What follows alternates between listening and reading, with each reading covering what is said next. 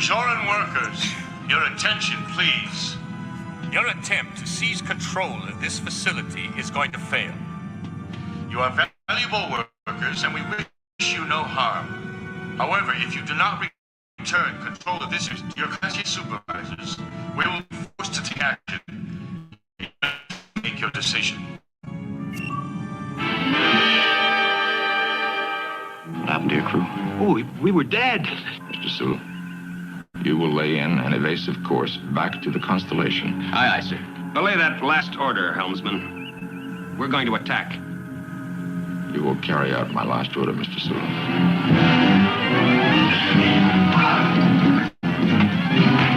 I am assuming command of the Enterprise. But I would advise against it.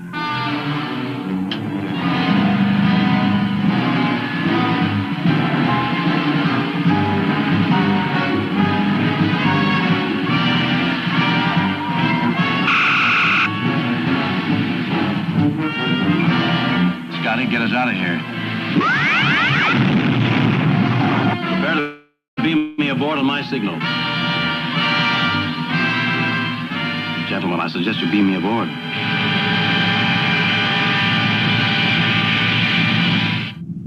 Bajoran workers, your time is running out.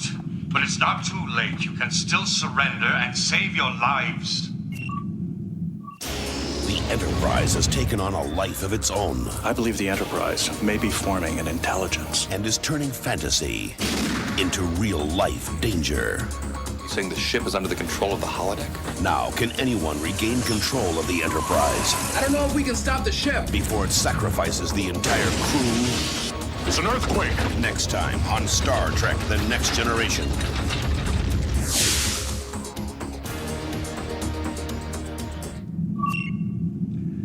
I'm glad to see you've come to your senses. Stay where you are.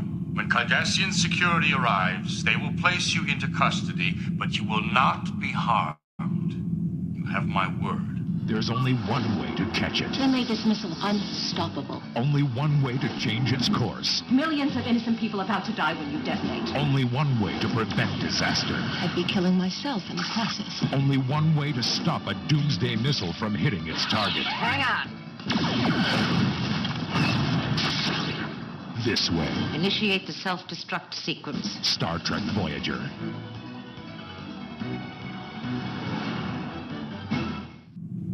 Bajoran workers, you have not surrendered to Cardassian security. If you do not do so in the next 3 minutes, I will be forced to release neurocene gas into the ore processing facility.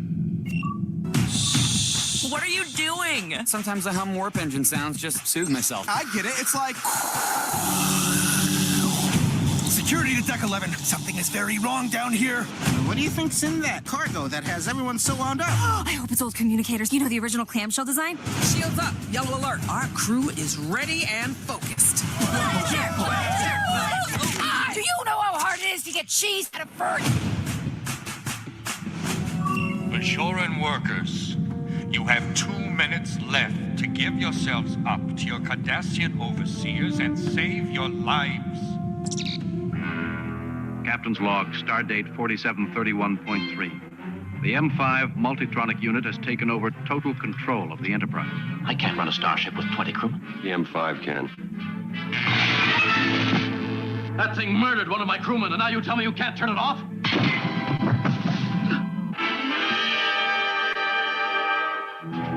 Sir, sensors are picking up 4 Federation starships. Cease fire.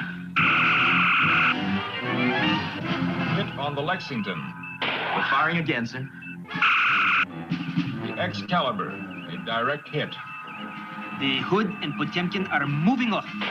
Lasers firing, Captain. Lexington, hit again. There's your murder charge. Deliberate, calculated. That thing is killing men and women. 4 starships, 1,600 men and women. It misunderstood. I believe the only way to stop the Enterprise is to destroy her. Request permission to proceed. I'm sorry, but your time has run out. I was hoping you would be reasonable. Rest assured that your deaths will serve as an example to prevent similar incidents in the future. A Cardassian Tuesday device. Your attempt to seize control of this facility is going to fail. Triggers a countdown to destruction. I can't override it. Next time on Star Trek Deep Space Nine.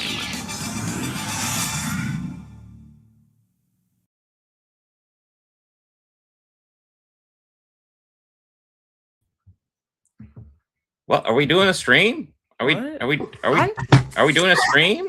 I thought that we were watching old promos. Yes, I thought that was the plan to do. Just go watch old promos, guys. I mean, I'm down for both, honestly. Like, wait, why Porque de los Dos, or however you say it, was in French.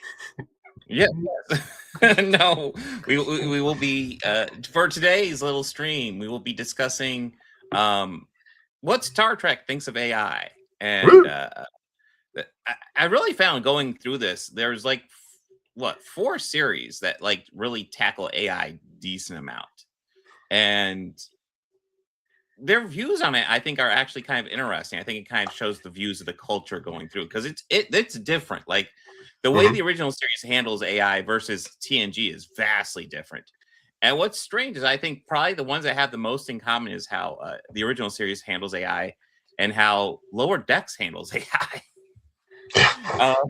Although they handle it from different angles. One of the original series is going to be more menacing. Lower Decks is goofy. But yeah, they both seem to have negative ideas of AI. But Please turn down the volume of Lindsay. I guess every time I do this stream, I lose more of my hearing. I can do that. But fine, I'll turn down. Lindsay, you got to turn down, at least for this. That's fair. But yes. Are you okay now? Yeah, it's fine. It's just I always feel like it's just like a bit too loud for me. Yeah. I'm just like, but yeah, no, like the series I think really talk about AI. It's obviously the original series, TNG, Voyager, and then Lower Decks, and then real quick things, a couple things to go over. This isn't going to cover all the AI episodes because it's tough to find a complete list, so I'm just grabbing what I can figure out. I will say, obviously, disclaimer: what we envision as being AI has changed a lot over the years. There's that and too. Most of these are not supposed to be specifically about generative AI. Yes, although I feel like Lower Decks definitely has the most to say about that. Which checks out. Yes, but yeah. Yeah, it's well, when we dive in, it like the thing also to understand is like what Star Trek talks about AI and what we talk about as AI, kind of fucking different. And I think it's also worth stressing the AI that we call AI anymore. It's learning programs. I'm an engineer. I understand what this is. It's just learning programs that they're trying to oversell and let learn excessive amounts, and they just I think it could be a useful tool, but it's just being manipulated by the rich and wealthy to abuse our system. It's my high horse. Yeah. I just want to generate images of my D&D characters doing cool things. I don't understand. Like, why is that like eating up all the water and destroying the atmosphere and all that stuff? Just let me take care of it, They're almost like bragging about, oh, we're destroying the entire world by creating all this AI shit. And it's like, okay, number one, what you're creating is art. Number two, stop using all those resources. It doesn't need it. Like, I'm pretty sure Trump said today, not to get political. We've never gotten political on the show, but I'm pretty sure Trump said today that political. 100% true. 100% true. Now, Star Wars, now that's political, but no. Trump said today or yesterday, AI is like the next oil, whatever. Like, it's the next big thing. It's like the next big profit thing that we have to go into. And I'm just like, is it? Is it really? I mean, even if they use the normal amount of resources with it that they would, it still is a resource consumer. It's not like, no. I'm like very anxious for the AI bubble to pop. Yeah, we will see. But yes, as usual, I got all these episodes lined up. We'll discuss each episode's kind of what the ideas behind the episodes are, and tier rank them, of course, because that's what we do here. We tier rank Star Trek episodes, because what else are you supposed to do with them? Honestly. And I actually thought to add the F tier this time, because I always felt like D, like some stuff we put on D, it's like, okay, this is really bad, but like I feel like there's stuff that's like worse. Right. And I add it for this one, and actually looking over the episodes, maybe I'm forgetting, but like I don't know if there's any actual true F tier in this set. We'll see, but yeah, it's just nice to have the option. Yes, we can really dump on something if we want. It's like two things for me. It's like a D in school is, depending on the class, a passing grade, and two, it's good to get into the habit of putting the F up there, even if we don't use it. Just so we get used to like having it be like a part of the options available to us. And I mean, honestly, like we think of C as being kind of like a low grade, but it's really supposed to be just kind of like the medium section. Yes. You know. Mm-hmm. And by the way, when I say D is passing, I'm not saying seek your D's in school. I'm just saying that you can get by in some classes with D's. That's all. Yeah, in some classes, in other classes. No. But are we ready to get started? Oh, I'm down to talk about some Badgie. Let's go. Yeah, well, we've got a minute till we get there, but yeah, we will get there. First up is actually one of the least AI episodes that I think it's worth talking about. But like I asked like threads what episodes I should include in this, and this came up pretty overwhelmingly. It was Return of the Archons, and it actually it deals with a fascist government. It deals with the purge before the purge happened. We've talked about this episode before. They beam to a planet where every once in a while they do a purge and everybody can just do whatever they want in the streets. And then it's all led by this guy named Landru, who's a hologram on the wall.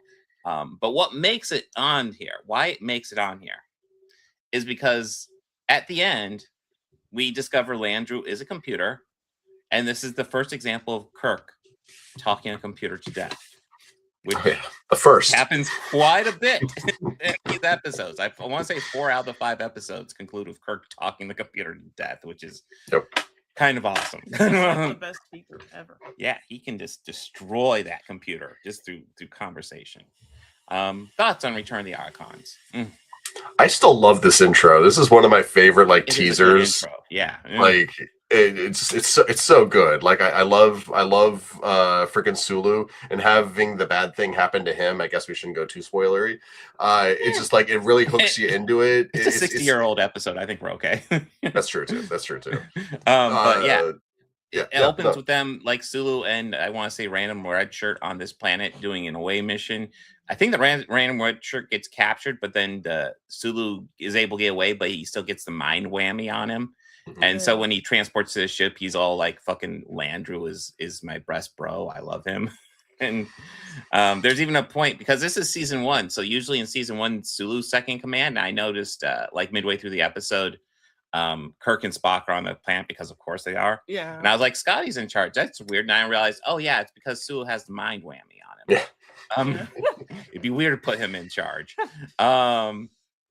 Yeah, I will say, I think this is overall a very cool episode. I like it overall. I will say my biggest critique of this one is it suffers pretty noteworthy from the drag that you get from TOS occasionally, where it's obvious they're just stretching out the episode a bit.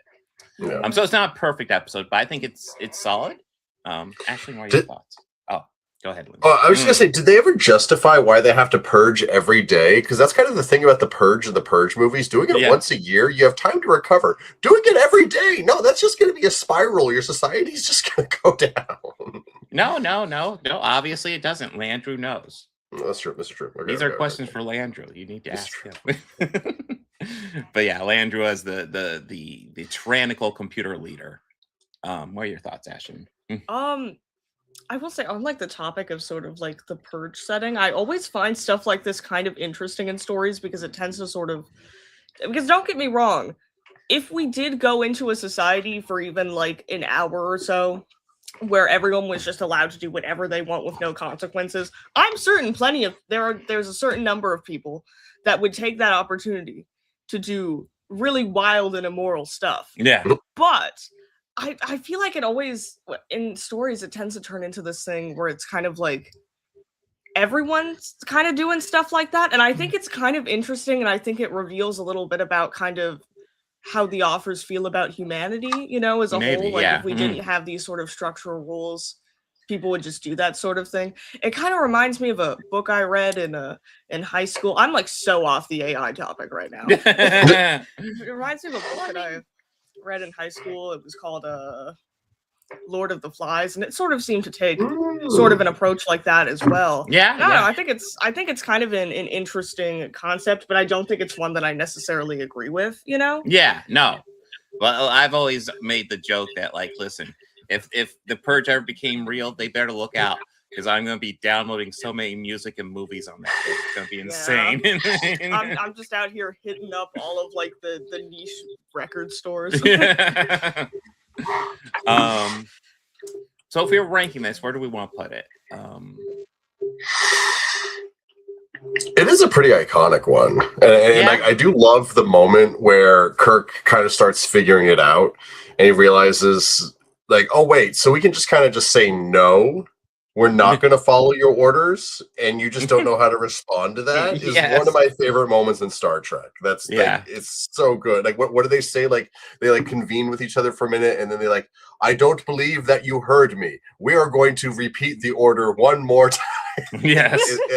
So I'd say like an A, just because that moment is just so damn good. Maybe a B, like that'd be okay. I mean, I do bounce between A and B on this one. I don't think it's S, but like, it is kind of classic in a lot of the stuff it does. And just, I mean, we'll see this throughout the original series, but just the concept that Kirk can logic a computer to death is just kind of hilarious. I mean, we know now, at least the way AIs work now, you can't logic it to death. It is fine living with dislogic.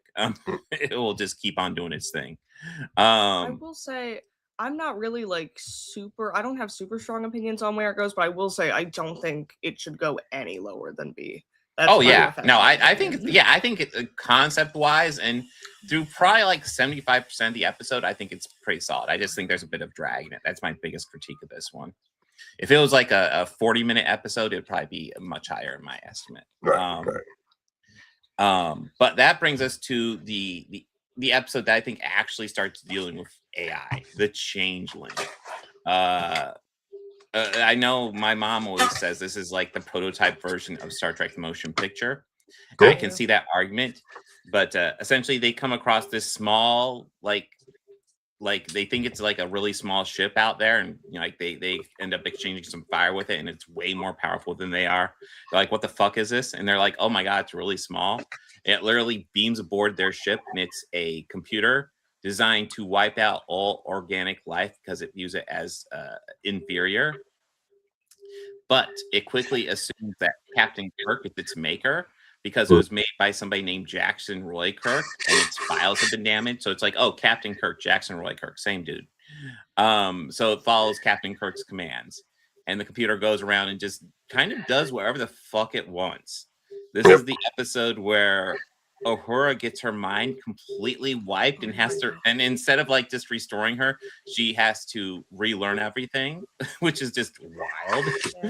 And the joy on McCoy's face when it's like you get to teach her everything, and the joy on his face is so confusing and baffling. It's like, why are you like, it's good to bring her back, but why are you so joyous about like having to re-educate somebody from scratch? That's kind of weird.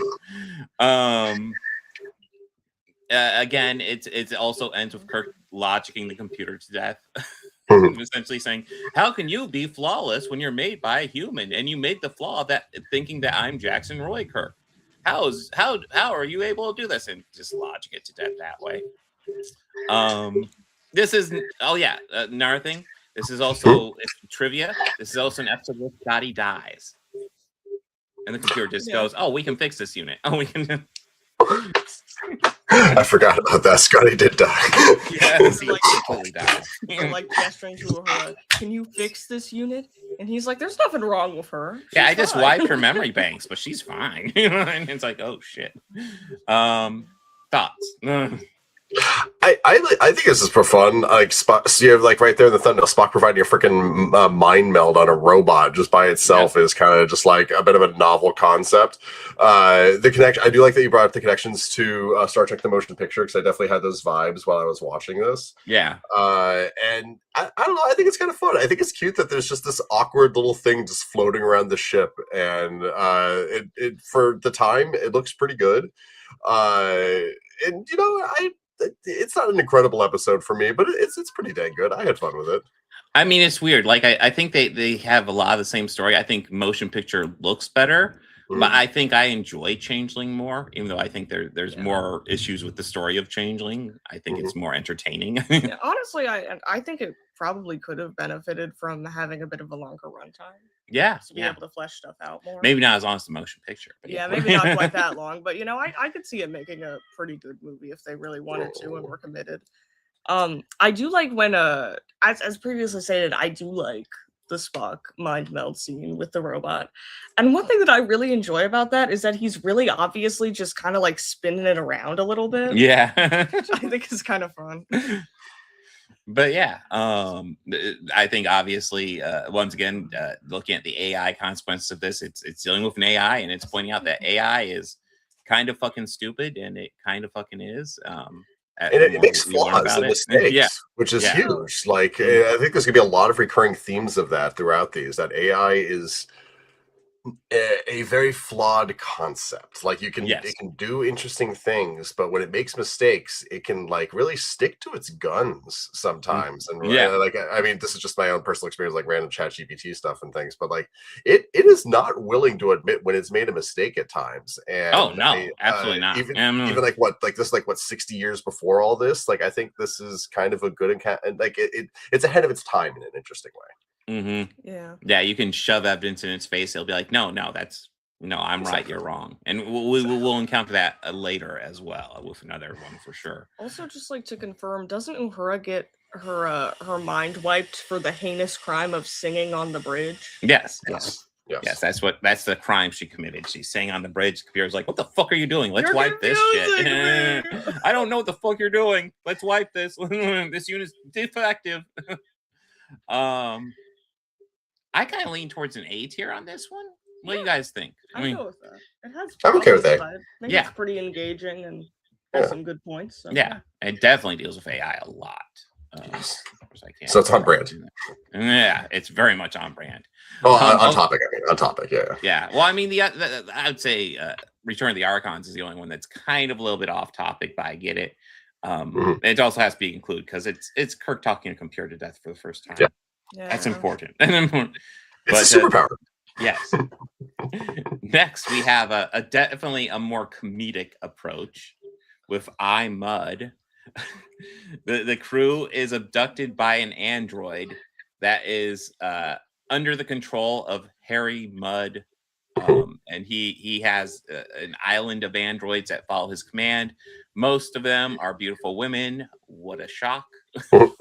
He even made a android of his wife who likes to yell at him, and he likes to visit her occasionally, and she will yell at him, and then he will walk away. If they were ever to just bring like a random Star Trek character back and I get to play the character, I want to play Mudd's android wife and just yell at him. He has it coming. He is such a douche. And here's just another douchey Mudd episode. That's kind of what drives me nuts about Harry Mudd in Discovery. He is such like the evil dude in Discovery, and like in the original series, he's just kind of the goofy douche that they have to deal with occasionally. Who makes a shrine to his wife. That was my favorite part of the whole wife thing. It was a shrine. I was like, okay. But again, they're dealing with these androids. The androids eventually take over from Mudd because they're only interested in talking to him as much as they can learn from him. And after that, they're like, "Oh, we'll just learn from the rest of the Enterprise crew. Fuck you, Mudd." But yeah, the whole crew gets beamed down to the planet, and androids take over the ship. And Kirk has to defeat them by acting so illogically that they burn out. I gotta say, the thing is, TOS is already at times so cheesy, even when they're not trying. So, like, when they do try, it's so much cheese. But I will also say, like, when they get to that really cheesy part where they're just trying to fucking just confuse the shit out of the computer, it is so stupid that I am laughing. It is pretty hilarious. Yeah. It basically becomes an improv show, kind of. Yes. Just like the crew of the Enterprise just be like, let's be clowns for a minute. Yeah. And sure, I'm down. They're dancing, they're pretending to play music, but of course no music's being played. And Kirk's like, isn't the music beautiful? And the robots are like, there is no music. And he's like, it's beautiful, right? And then they start killing each other with finger guns. And it's like, then the robot's like, you can't kill somebody like that. And it's like, but he did. and now he is better. And they're like, the computer's like, what the fuck? Isn't there like a part where it's like Uhura pretends to slap? I forget which one it is. It was like one of the. It's probably either. I think it was Chekhov. I think it was Chekhov. Yeah, Chekhov in the face, and Kirk is just like, oh, she likes him. Yeah, they're like dancing together, and then Uhura just slaps in the face, and Kirk's like, she likes him. Computer's like, the fuck. Listen, is this a brilliant fucking critique of AI and robotics in the world? No. Is this entertaining? Yeah, it kind of is. It's a lot of fun. I kind of lean towards A tier. What do you guys think? I'd say like a lower A, but I'd be okay with that. I really like the effect on when the dude like lifts up his shirt. It's like, oh, you got like a little robot panel on your belly button. That was kind of fun too. He does. Yeah, it's not great art, but man, I'm not gonna lie. This episode does give me a smile quite a bit. Any excuse for the main cast of TOS to just do shenanigans. Yeah. Listen, you know the cheese you guys usually do? We need you to up that. And next comes up pretty much a classic episode. I think lots of people list this as one of the classics, the Doomsday Machine. Planets are literally being destroyed, and the crew discovers this machine that they think has destroyed the planet. They encounter a old ship called the Constitution. Anyway, pretty sure. And it was commanded by Matthew Deckard.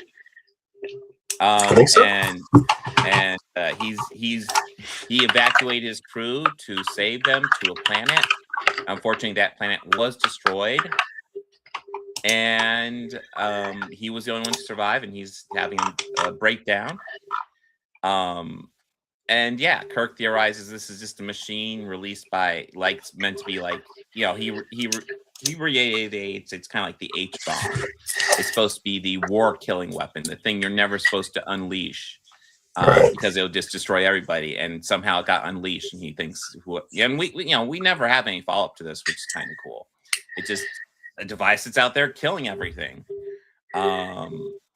And there ends up being a struggle for power where Kirk and Scotty end up stuck on the old Constitution ship, and Spock and Deckard fight for control of the Enterprise. Deckard is clearly not in the state to command the ship, but like he's pulling Federation.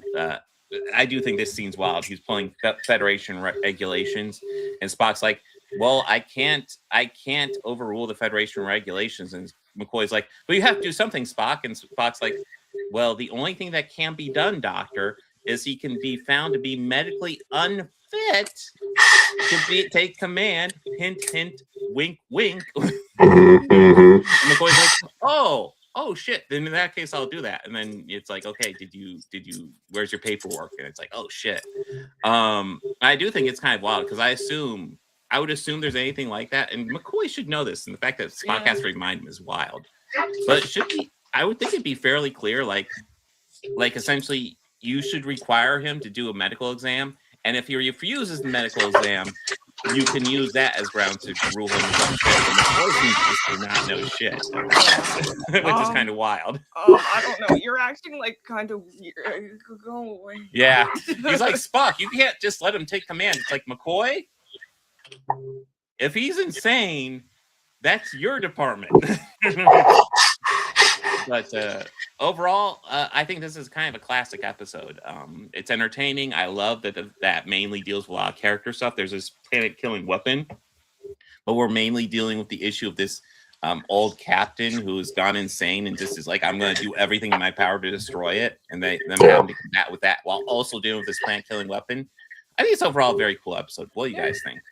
It's very action-packed. I'd heard of this episode before. I had never seen it before, so I wasn't quite ready for kind of the epic space battles, as epic as the '60s could do. Like it was. I was impressed. The effects, are very '60s, but they look good for the time. Especially the ship itself is just so weird and alien and just anti anything that we've seen in Star Trek since. Or I guess it's kind of like the thing that from the Whale movie. You know what I mean, but they're obviously different, but like there's some similar elements to them, and I do like that they never really learn that much about this thing. The fact that it Mhm. remains a mystery is, I actually think, is a really cool choice, because it's just so Yeah. freaking old. It's just so freaking big, and it's just so freaking powerful. It's just beyond us in a lot of ways. And like I know, like they brought this concept back in the book sometimes, and like they tie it to the Borg and other things like that. I think that's just not as interesting. It's just a big mystery thing in space. Personally, I had a lot of fun with this one though. I'm okay with exploring it more. I don't like the idea of it being connected to the Borg. That seems kind of wonky. But yeah, I won't be down. So this is always the episode I bring up, for example, where I think the Kelvin movies kind of missed the boat. Like, especially, mainly this is a critique of Into Darkness, because like, in my opinion, they had so many stories to draw upon, and they decided to remake Wrath of Khan, which is just baffling in my opinion. Got the big screen release. Yeah, and like if they want to remake stuff, look at old episodes like the Doomsday Machine, an episode that you could probably expand upon with a much bigger budget and make something pretty fucking cool, in my opinion. Yeah. I mean, as it is, this is a cool episode, but like, you know, imagine this with like a $100 million budget. Holy crap, that would look wild. But yeah, I think this is a pretty solid S tier in my opinion. What do you guys think? I really enjoy episodes like this because I'm very into like character driven narratives. I really like sort of the way that fiction can allow you to explore people. I think it's very cool. So I think sort of like the story about the captain and having that sort of be a catalyst for so many things that happen is, I think it's very cool, and I like it. I put it in S.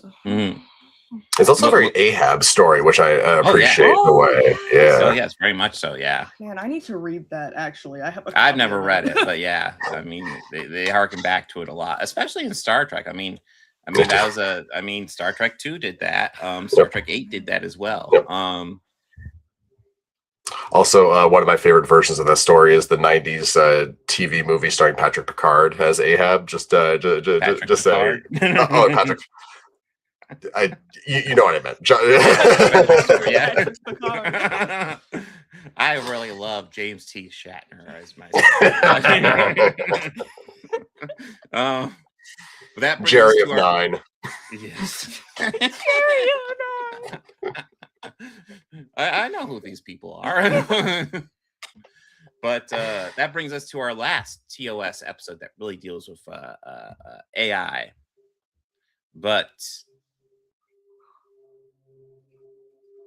okay, so we're a bit quiet and our guest is a bit loud. Are you a little loud, Lindsay? Possibly. Let me see what I can do about that. Let me see if I can see you though, Lucifer. Audio a bit. Audio. Here, I can boost our volume. Oh, I'm using my. Okay.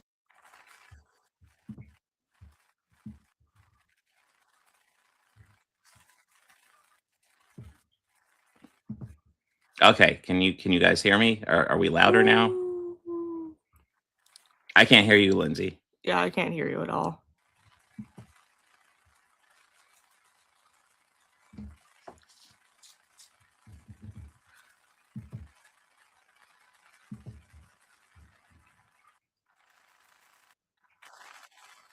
Actually, I am hearing something, but it sounds very distant and grainy. Yeah. You can't hear us though, Lucifer, right?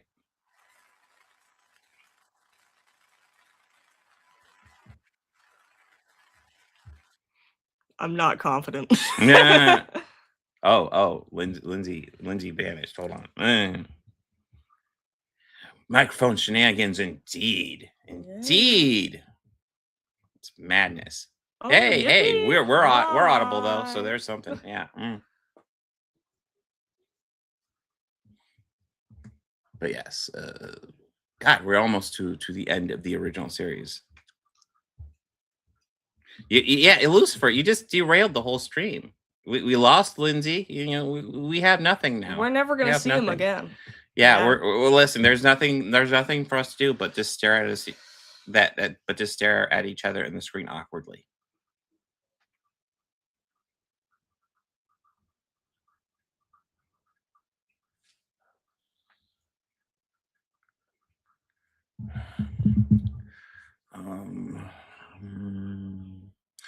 Awkward. Star Trek Into Darkness is a 2013 American science fiction action film directed by J.J. Abrams and written by Robert Orci, Alex Kurtzman, and Damon Lindelof. It is the 12th installment. We gotta go about Star Trek. Here, Lindsay, can we hear you? Words? Yes. Yes. Oh, you seem a bit quieter too. So. Do I? In a good way or bad way? I guess Lucifer will have to answer that because I'm not sure. Like, do we sound about equal? It's tough for us to judge. Yeah. I do hear you two a little bit better. On my case, I think what happened is my mic on my webcam was being used instead of my mic. So that's why I said it. Oh, okay. Okay. Yeah. Okay. So Lucifer's saying we sound good. So let's go ahead and talk about the ultimate computer. So another really exciting one, by the way. I didn't expect to get two back-to-back kind of epic action-pack episodes like this. That was kind of fun. Yeah. So the ultimate computer deals with a computer made by the foremost computer scientist of the time, Richard Daystrom, a name that will never ever be repeated in Star Trek history ever again. Definitely not in this set for sure. But yeah, so he invented this new computer that can run a ship like the Enterprise on like 20 crew members, and knows the exact answers for everything. There's even this point where it takes control of the ship during a battle simulation, and what the admiral in charge says, I want to congratulate Captain Dunzel or some crap like that. And it was like, what the fuck does that mean? Everybody's like, what does that mean? And it turns out it's like Captain Dunzel is like an old Federation term meaning a useless captain or some shit like that. And it's like, God damn, that was a dick thing to say to Kirk. What the fuck? But yeah, the computer essentially starts taking control too much and starts killing people. And Kirk has to talk it down again, of course, because he has a talent for that. But yeah, I do think it's hilarious how many computers Kirk just talks to death. But this is a solid one in my opinion. There's some fucking cheese for sure. I love when the crew member just like there's a laser beam that shoots out towards a crew member, and then it just does a hard cut and they just vanish, and it's like, oh, they're dead. They're dissolved into nothing. I did think that was just a hilarious death scene. Just like, oh my god. But I enjoy this one quite a bit. What do you guys think? I like it. I will say I kind of want to give a shout out to William Marshall as Richard Daystrom. Okay, I think he's quite good. He is very good. Shout out to him. But yeah, no, I think it's kind of a classic as well. Mm-hmm. Yeah. But what do you think, Lindsay? The thing that reminds me the most of is actually a later episode from TNG, the one where they're testing out. It's here. Okay, so the stream didn't hear that. Cool. Okay, there was just an ad came on through the fucking tier maker. Okay, you're fine. Oh, that's hilarious. Yeah. Whatever the episode is, was like they're testing like the Enterprise versus like an older ship, and like the dude's there and he plays like the game with Data. It kind of reminded me of that episode a little bit. So I wonder if there's a precursor for that. But I do think it's again just basically just like having this much action in an old episode of Star Trek, especially space action, not just like the punchy kicky stuff that they do on planets all the time. They were really swinging for the fences with this one, and some of the effects have not aged very well, but in all, I really like it. I like how the resolution of the episode comes from the fact that their shields are just not up, and so that shows to the other Federation ships like, oh, okay, so they're not a threat anymore. I think that's a really interesting Star Trek way of resolving that conflict. This is a fun one. This is a really fun one. Well, I don't know if I quite consider it as good as Doomsday Machine. I'm kind of comfortable throwing this one with S tier. What do you guys think? Yeah, I put it in S tier. I think it's fairly solid. Yeah, definitely it doesn't really deal with the drag, but yeah. Like it's a really good one. It's I feel like these three, like, they're good, but they have issues, and then like these two are actually pretty good. Although Doomsday Machine is definitely the superior. It's also the only one where Kirk doesn't talk the computer to death at the end. But I do think it's interesting how you look at the original series take on AI, and it's very antagonistic for the most part. You know, maybe with a little exception to iMud, but for the most part, it's like AI bad, robots bad. Robots don't do things. Humans do things. I think that's kind of an interesting look at how they viewed it back then. Yeah. And then kind of we're going to have kind of middle ground here with the most entertaining movie ever made, Star Trek: The Motion Picture. V'ger has come from who knows where, and is wiping out all organic life. And the crew of the Enterprise, being the nearest ship, even though the ship is being refitted, so like it's under construction, but it's the nearest ship, and they have to deal with this V'ger situation. I also want to point out that it's the nearest ship because it's being refitted on Earth, meaning it's the only ship near Earth at this time. Like you would think there would be ships near Earth, but no, it's just the one ship being refitted, the Enterprise. Captain Kirk uses this as opportunity to take control from Commander Deckard, whose actor is apparently a real POS, so that's probably for the best. Yeah, so like Star Trek: The Motion Picture. It's a real movie. I think talk about Star Trek: The Motion Picture. I want to talk about. I think the visuals in this movie look fantastic. Like everybody makes fun of the loving shot of fucking Enterprise, and it goes on way too long. But they're doing that because it does look good. It looks excellent, but they just go on way too long, as a lot of the visuals do on this. There is kind of this idea of exploring this new life form that I think is kind of interesting, and we'll definitely get more into that as we get into TNG air. It's not a great movie in my opinion. Yeah. But yeah. What are your guys' thoughts? I'm like still kind of scared of this movie because of the time we watched it when we were in like we were like outside. Yeah, we were. I think I showed it to you in the car waiting for Evan. Oh, we were just like drenched, and it's just watching these really like slow-mo shots of like, look at how beautiful the Enterprise is. By the way, lower decks did it better. But Lindsay, what do you think of Motion Picture? Decks does most things. You guys can hear me, right? By the way, it was a little choppy, but let's see. Bit. Right now, it seems fine.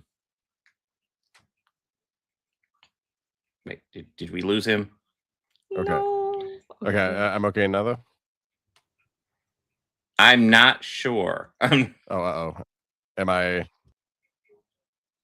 I know your camera's frozen. How about now? Can you hear me now? We can hear you. Yeah. Yeah, we can hear you. I think there's a delay though. Okay. Well, the hearing me is enough then. I love this you're movie. moving now. I love its slow pace. I love the. Okay, cool. The AI is killing Lindsay. Yeah, this is very true. Oh no. I like this. I really enjoy this movie. It's weird. It's very 60s. I love the pacing of it. I love the visual design of it. I love that I love everything about it. I love that it's basically all about sex. I love that it's ended by two people going off to start a family together. And essentially this is a great movie. This is a movie that really bridges the gap between, I think, humans and AI in a lot of ways, because that's basically what V'ger is, even before it takes over that poor little lady. She's already like a human robot thing in some weird way, isn't she? Did I make that up? It's a fun one. I still think this is one of the best Star Trek movies, honestly. Oh wow. Yeah. I won't rank it that high, but I don't think it's bad. I don't think it's it's very visually compelling. I think from a technical perspective there's lots of cool stuff about it. And the idea of the mission, and I know this is I guess I like this mixing with the Borg a bit better, because there have been people theorize that this is like the true origin of the Borg, where the computer ends up mixing with the one Commander Deckard, and people are like, that's an origin point for the Borg. It's like I could see that. I don't know if it works all that well, but I could see that. Yeah. But yeah. I also have to say, do we need an origin for the Borg? I feel like everyone's always trying to give an origin for the Absolutely Borg. Absolutely not. We don't need origins for everything. Sometimes it's better to just live in mystery a little bit. I Yes, think. yes. No, we need the complete backstory of the Borg. We need the complete backstory of the formation of the Dominion. We need to know how Vorta were cloned. We need everything. We need. What are we thinking with this? B? Yeah, I'm okay with B. Yeah. High B.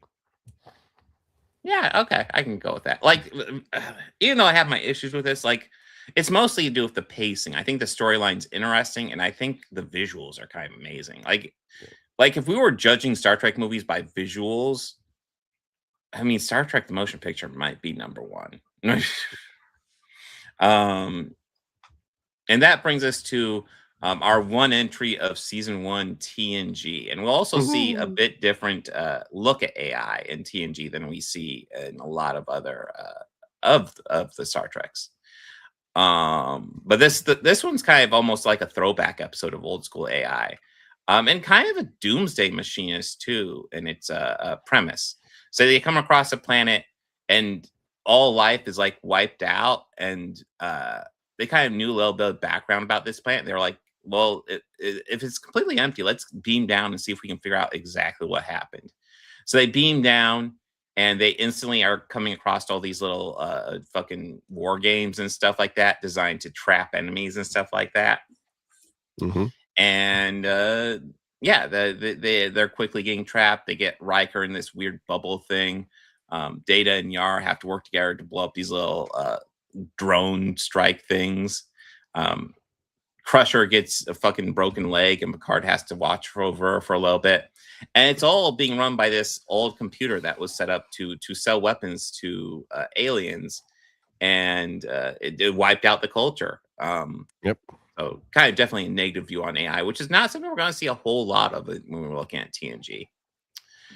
Which I think is interesting to discuss about. But yeah, this one's kind of like just AI conquered everybody, and Picard just does something really stupid to trick it into shutting down everything, where he essentially says, you know what, I'm buying all your weapons, every single one. And it goes, awesome, so sale made. The actor's name is eluding me, Vincent Scarelli, I want to say, or something like that. The actor who plays like the AI who's trying to sell him this. I do kind of love him in this episode because he just comes off just like the sleazy salesman type thing. I do love him in here. Listen, it's TNG season 1. I don't think it's a great work of art. However, I would probably say this is probably a better season 1 episode than average. But what are your guys' thoughts? It's fine. I'd put it in maybe like C, you know. Yeah, that's fair. What do you think, Lindsay? I'm trying to get the guy's exact name because I love him as an actor. I'm pretty sure he did a couple episodes of Buffy, and he's seems a really familiar. good actor. But actually, is he? Maybe I should have looked this up beforehand, but I think he might be the guy from Ghost who trains Patrick Swayze how to like interact with real life, essentially.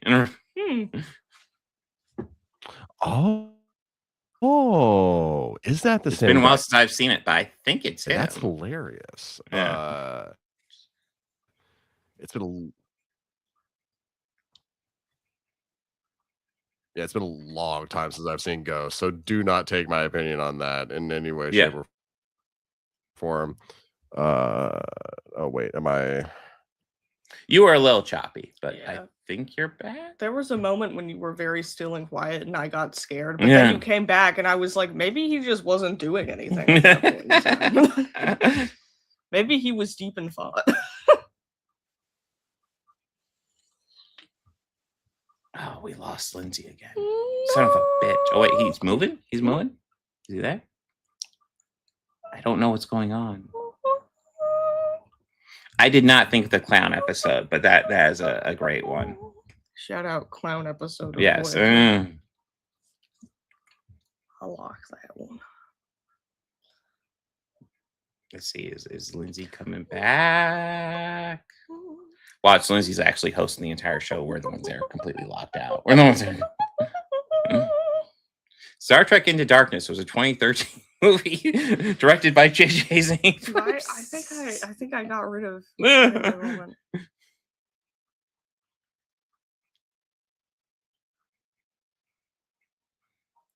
It stars Chris Pine, Zachary Quinto, and Zoe Saldana. with Carl Urban as Bones. It is the 12th installment in the Star Trek franchise and the sequel to the 2009 film Star Trek. As the second in a rebooted film series, it features Chris Pine reprising his role as Captain James T. Kirk, with Zachary Quinto, Simon Pegg, Carl Urban, Zoe Saldana, John Cho, Anton Yelchin, Bruce Greenwood, and Leonard Nimoy reprising their roles from the previous film. Benedict Cumberbatch, Alice Eve, and Peter Weller are also in the film's principal cast. It was Nimoy's last film appearance before his death in 2015. R.I.P. Set in the 21st century, the film follows Kirk and the crew of USS Enterprise as they are sent to the Klingon homeworld seeking the terrorist John Harrison. I will say The Thaw is an excellent episode. Yeah. Yeah, if I was thinking about it, I might have included it on here, but I didn't really think about it. But it is an excellent episode. Shout out to The Thaw. Yes. After the release of Star Trek, Abrams, Burke, Lindelof, Kurtzman, and Urchi agreed to produce its sequel. Filming began in January 2012. Into Darkness's visual effects were created by Lucasfilm's Industry Light and Magic. The film was converted to 3D during its post-production stage. It premiered at Event Cinemas in Sydney, Australia on April 23rd, 2013, and was released in IMAX theaters in the US on May 15th, 2013, with release in standard format theaters the next. How dare you? You keep going. They can't hear it. Man. Into Darkness was a financial success and received positive reviews from critics. Really? Okay. Its gross earnings of over $467 million worldwide have made it the highest grossing entry in the Star Trek franchise. It was nominated for Best Visual Effects at the 86 Academy Awards. It was followed by Star Trek Beyond in 2016. In 2259, Captain James T. Kirk is removed from... Lindsay, where are you?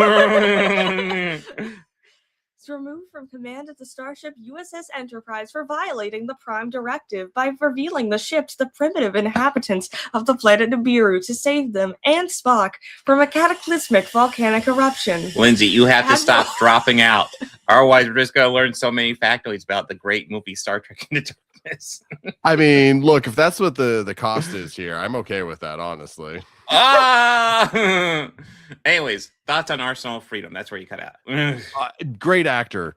What's his name? Vincent, whatever. I love him. He was definitely on Buffy. He was one of the gypsies who cursed Angel with his soul. That's right. Yes. Yeah. This is just a fun one. It's a Yar episode. It's a good Yar episode where Yar's actually doing some cool stuff. I think it's worth noting Yar is probably one of the best developed season 1 episodes, which makes it kind of disappointing because like none of the Yar is one of the best season 1 developed characters, and I think it makes it kind of disappointing that she dies so early. Because like even though I will say season 1 the best developed season 1 characters, like a lot of the characters aren't very well developed in season 1.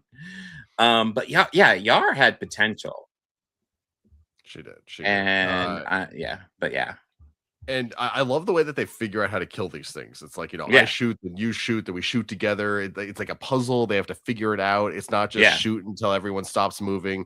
And I like the design of the little robots. They're kind of cute the way that they go like, they just kind of just zip around. This is a very fun one. This is a very, very good one. And I love that. I don't know if this got mentioned or not, but the way that they beat it is by Picard's like, yes, I'll just pay whatever you want. I'll just do anything. Just stop this, whatever you need. Like, that's all it took. That's all it took. Yeah.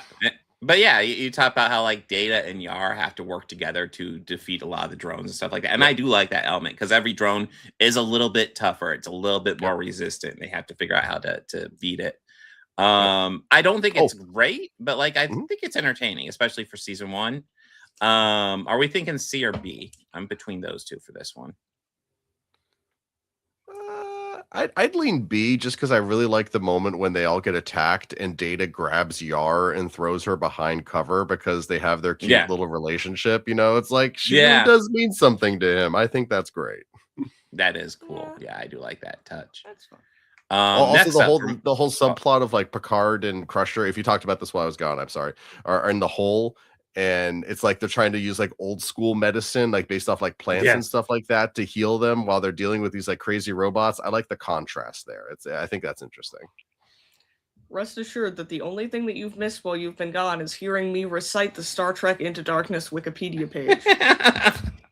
I mean, we're going to be educational while you're gone, so we will learn everything there is to know about the greatest Star Trek movie ever made. Nay, the greatest movie ever made, Star Trek Into Darkness.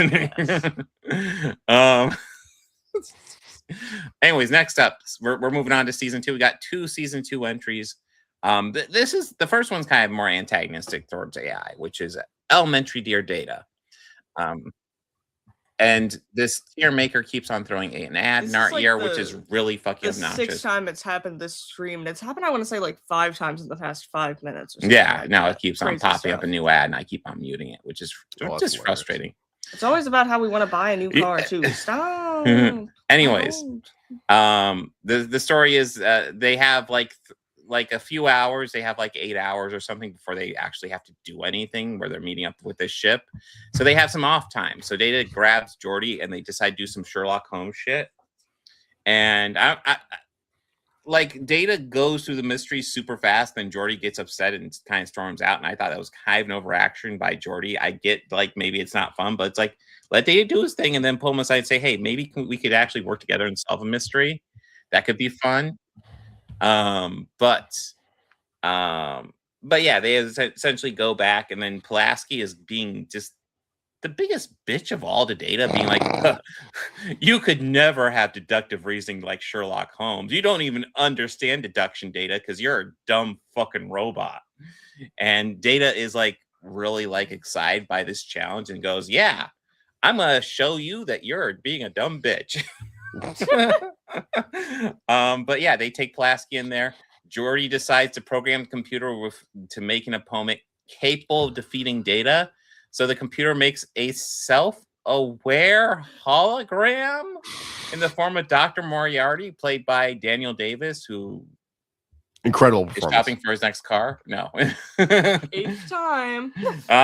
But he's one of those actors who's really gone be well known for his British accent, even though he is very American. But yeah, he always has a British accent anymore. Stop. Why would they do this to us? I wish I could like, can I like, hold on. I kind of want to see if there's somewhere I could just really get rid of this shit here. Does that clear it? Okay, hopefully that clears it. All right, clicked on the fucking ad. Go away. But anyways, it makes an opponent capable of defeating Data in Dr. Moriarty. We see Daniel Davis in one more episode, and then and then he gets a preview, cameo in season 3 Picard for reasons. But yeah, I think I really like his Moriarty. This episode's kind of a mixed bag for me. I think the premise is kind of fun and interesting, even though I think it kind of says a lot about how the fucking holodeck is designed, that it can just make sentient life, apparently, if you give it the right order. It's like, wait, holy fucking shit. The holodeck is honestly just hungry for blood, if I'm being honest. Yeah, we will get to holodecks being hungry for blood in a bit, but yes, that is an element. But yeah, and I think it's kind of a cool premise. I think the ending's kind of underwhelming, because essentially they just go to Moriarty and say, hey, we'll stir your hologram until we figure out a way for you to leave. And he's like, okay. And then that's it. What are you guys' thoughts on this episode? I enjoy how many times Star Trek just goes out of its way to be like, we just want to put the actors in funny costumes, and have them do like different genres and stuff like that. And I appreciate that this is part of that tradition.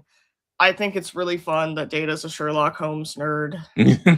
Yeah. I do kind of like that, like Picard, he acts like kind of annoyed having to go in there and talk to him, but like he goes full into get up. He even has a fucking top hat and everything. So it's like, dude, you were ready for this. You're like, fuck yeah, let's do this. Well, does he do the thing where he like pops the hat out too? Yes, so, like, he's clearly having some fun. He is clearly like, okay, we're doing this. I mean, if he's gonna go in there, he's gotta commit. Yes. There's fun in this episode, but yeah, I just find the ending kind of underwhelming for the setup. I do feel like it's a very Star Trek ending where they just kind of talk it out and kind of come to an agreement. I like that. And I love the fact that he's like constructed a thing in the holodeck that he yanks it and the whole ship just shakes. Like that's just such a great way to hold the ship hostage, even if it doesn't really necessarily make sense. This is a very fun episode for me. I think my favorite moment though has to be when Moriarty hands Data the piece of paper and Data just loses it. And we don't see what's on the paper for like a solid minute while Moriarty is just calling after him. Why does it scare you, Sherlock? Why are you scared of it? It's just like nobody is in power here. The hologram is in complete control. And then when we see the paper and it's just an image of the Enterprise, it is a bit of a brain break because how does he know about that? Yeah. You're on Baker Street. You don't know about this. What the fuck? You don't know.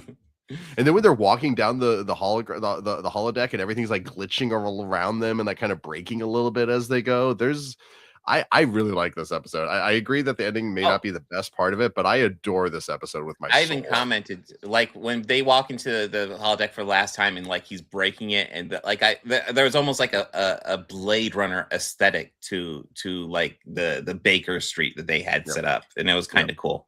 I think the ending really holds this one back for me, but I think it's not terrible. Like season 2, like I know people clump season 1, season 2 TNG is like just really bad seasons, and I will give you season 1. Season 2 has got some decent stuff. I would never argue it's the best season by any means, but like it gets a overhated reputation in my opinion. I think season 2 is solid overall. I agree. But I would go for B on this one. What do you guys think? Sure. Yeah, I think that's valid. Actually, I'd probably put above Arsenal of Freedom, although I mean, what's his name? His performance alone carries this entire episode. Daniel Davis is fantastic in this. And next, I don't know if we've heard of this episode. It's an obscure TNG episode called the Measure of Oman. I think it's actually I think you don't know how to pronounce, okay? It's Missouri. Pretty much, yeah. Man, you gotta work hard to mispronounce his title. It's the Measure of the Man, obviously. But we Commander Bruce Maddox comes to the Enterprise and he's like, I'm really close to creating a positonic brain. I want to dissect Data so I can figure out how to do this. And Data's like, I don't want you to do that, so no. And then it becomes this huge debate because they're like, well, you're a robot. What gives you the right to say no? And it's this question of whether or not Data is sentient or not. Yep. I don't know what to really say about this episode that hasn't been said before. This is classic TNG. This is classic Star Trek. I think an argument can be made this episode belongs in the top 10 list of all of the entire Star Trek franchise. Probably. It's fantastic. Obviously, I'd put it in S tier, but what are your guys' thoughts? I think I would put it in S tier as well. I will say, on like the topic of us talking about AI, I think that this is sort of kind of an example of what I was referring to earlier, where like obviously like Data is a computer, but he's like not really comparable at all to what like we would call AI nowadays. No, I mean he is basically but like just like a dude. Yeah, well, I mean, the sentience is the big question. I think that's I kind of was tabling that for like when we get to the end of TNG, because TNG asks a lot of the questions about the sentience of AI. Yeah. And what we have right now, like the AI we deal with right now, what we call AI, it's not fucking sentient. Let's be real. It is a robot. Wouldn't it be awesome if we had Data in real life? That'd be rather peak. Yes. And it would be nothing like the AI crap we deal with now. But yes, Measure of a Man, I think it's S tier. I'm into that. I'd probably put in between Doomsday Machine and Ultimate Computer. Well, one of my favorite parts about this episode is it's not even like the AI stuff. It's just Riker and Riker having to treat his friend like this. It kind of breaks your heart a little bit. No, I mean, dive a bit further into it. It's a great showcase episode. It's a great showcase for Data, kind of exploring like his rights. You know, does he have the full rights of a person? I think that's great, but it also explores Picard's character, because like there's a point at the beginning where I get the sense that Picard is maybe not completely sold that Data has rights, and then Data sits down and he makes his case, and Picard realizes, oh, wow, I've been wrong about this the whole time. He has rights. I'm in the wrong on this one. And that it's kind of cool to see Picard kind of take a step back and realize, oh shit, I'm fuck. I do think it's kind of interesting because I think you could argue that at least at the beginning, Riker definitely seems like he's like much more like in support of Data's rights than Picard is, but he's the one that ends up having to go against him because if he doesn't, then he's kind of just automatically going to be carted off, and it creates sort of this weird, sort of uncomfortable dynamic where it's like he has to go hard against him. Yeah. Even though it could hurt him, because like if he doesn't, like it's over. I mean, it's a premise set up for this to do the storyline, but yeah, the premise is essentially there is no they don't have enough people at this starbase to do this full council. So Riker has to be the prosecution against Data, and he has to make a good case against Data. And if he doesn't, the judge will summarily rule against Data. Yeah. So Riker, because he believes that Data is sentient and he wants to make the best case for him, has to levy a strong case against him. Yeah. And it, like I will say straight up, is an emotion-based case that he puts against Data, but it is strong. It is kind of like when he turns off Data in the court, it's like, oh fuck, that is fucking damning. But yeah, takes his whole arm off. Yeah. Like that's wild. Yeah, he's just dismantling him, then he's like turning him off. It's like, holy shit, man.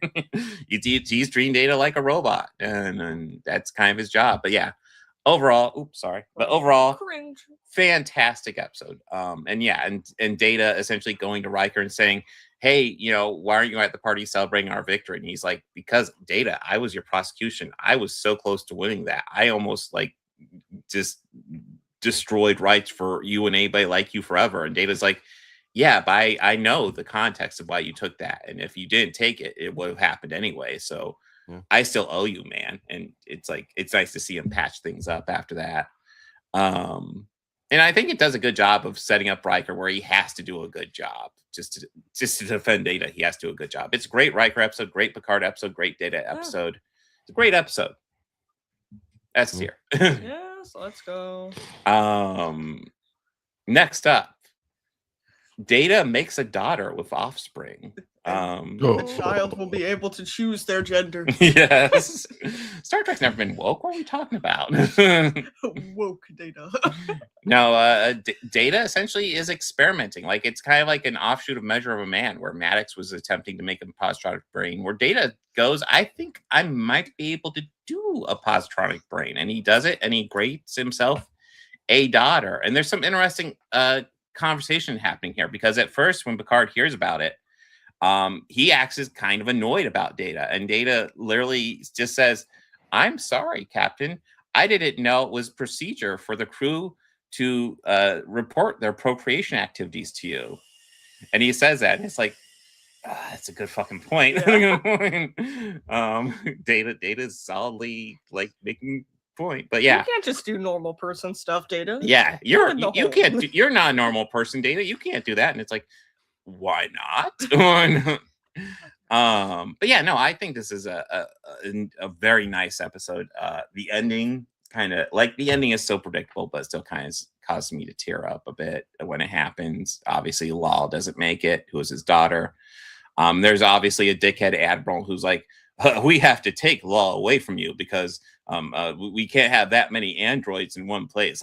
So we gotta take her away from her dad. And pretty much the whole crew of the Enterprise is kind of like, he's her dad. And they're like, well, she has to leave the nest at some point. They're like, well, yeah, sure, but like she's like guys. 2 weeks old. We aren't there yet. I like this one, but what do you guys think? I hear you on it being. Oh, go ahead, Ashley.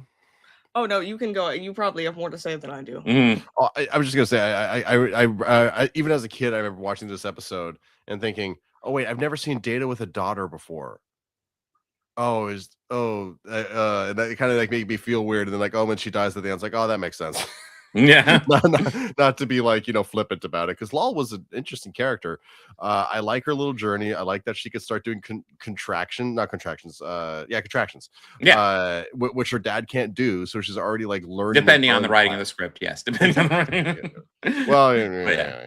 Well, so I think it's a really subtle way to kind of get across how she's growing beyond what her dad was, and it's just a really good episode. It's memorable and it's sad. It's even if it's predictable, it's still sad.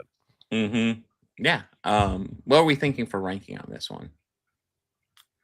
I put this definitely in one of the higher tiers. I think it has sort of a good emotional core. I know I joke a lot about the line where he's like, the child shall choose their gender, you know. I mean, that is a big part of the beginning of this episode, where Yeah. it's like the child gets to choose their gender, their race. He's pretty much like, when you see the beginning, Law is just almost like this.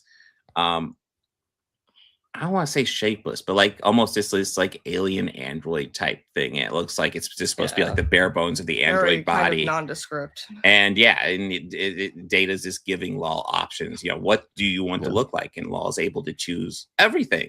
Yeah. Which is, you know, pretty woke. Data is obviously a libtard parent. You know, he obviously just needs to tell the kid, this is your gender. Fuck you if you have a different opinion. But no. You're born as an amorphous blob, and an amorphous blob you will stay. But yeah, I think this is overall a good one. I'd probably put this one with A tier. What do you guys think? Sense. Yeah. That brings us to kind of a curveball, but I think fits in here. So like, the Nth Degree deals with the idea of what happens when a human becomes a computer. And I think this is a fantastic episode, especially when you watch it as a sequel to Hollow Pursuits, where essentially you have Reginald Barkley, who just is the goofy guy. He's not quite the perfect Starfleet officer, but he's good. He's solid, but he's not perfect. And he likes to go into the holodeck, escape into his fantasies, and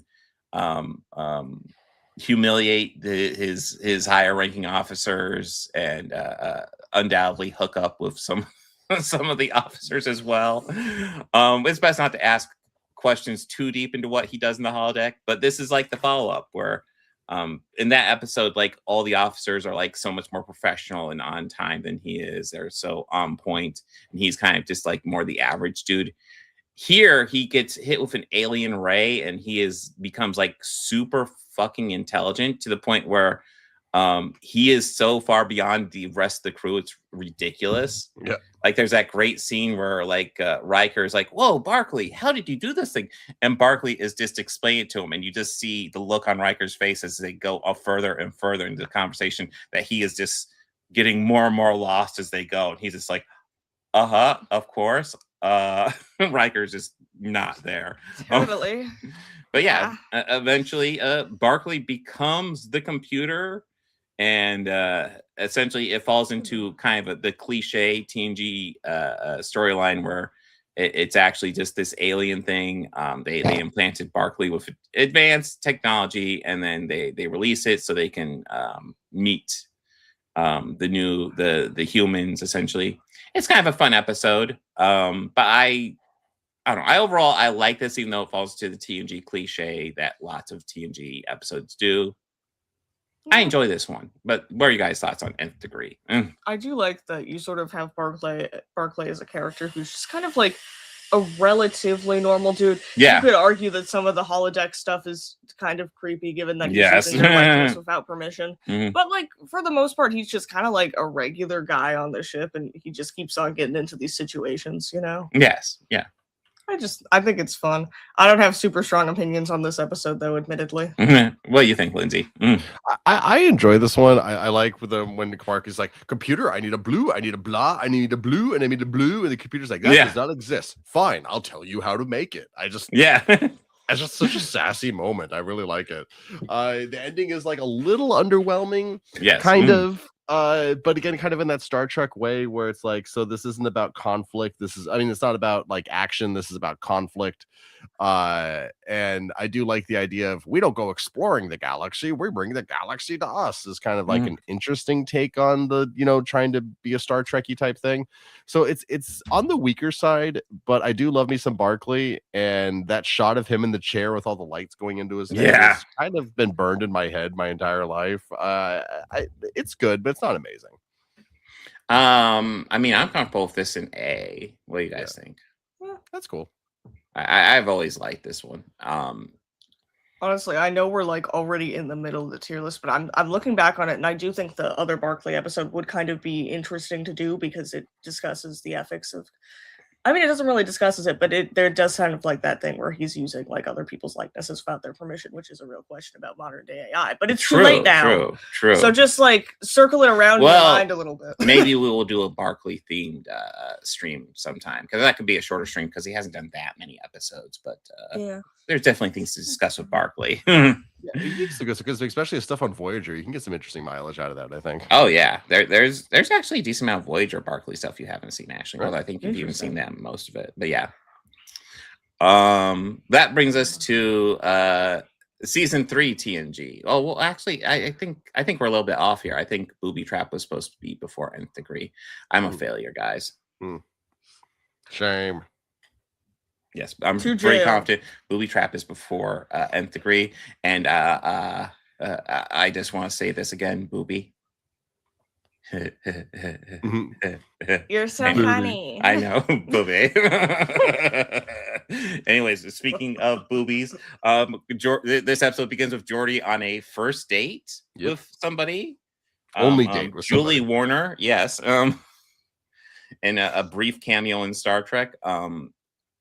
By the way, like I'm watching this and I'm like, this seems really awkward. Like, but you're on a beach. Like, this isn't a first date setting, but like you guys are acting like it's a first date, and then you find out it is a first date, and I'm like, Geordi, why the fuck are you doing a first date on a fucking beach? Like, what's wrong with you, dude? Do like food and games on a first date, bro. And then he like brings out like the violists serenading them, and it's like, what is going on?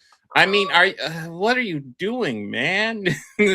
This is like third date material at the earliest, dude. What are you doing? Viola, I'm pretty confident the writers probably intended it as being a violin, but when I look at it, it's just a bit too big. I'm pretty confident it's a viola. I like how we've spent a decent amount discussing this episode, and we're in like the teaser pretty much. Yeah. But anyways, yeah, the whole episode's about the Enterprise. They go to this old ancient battle site to just kind of explore stuff, and they find this old ship.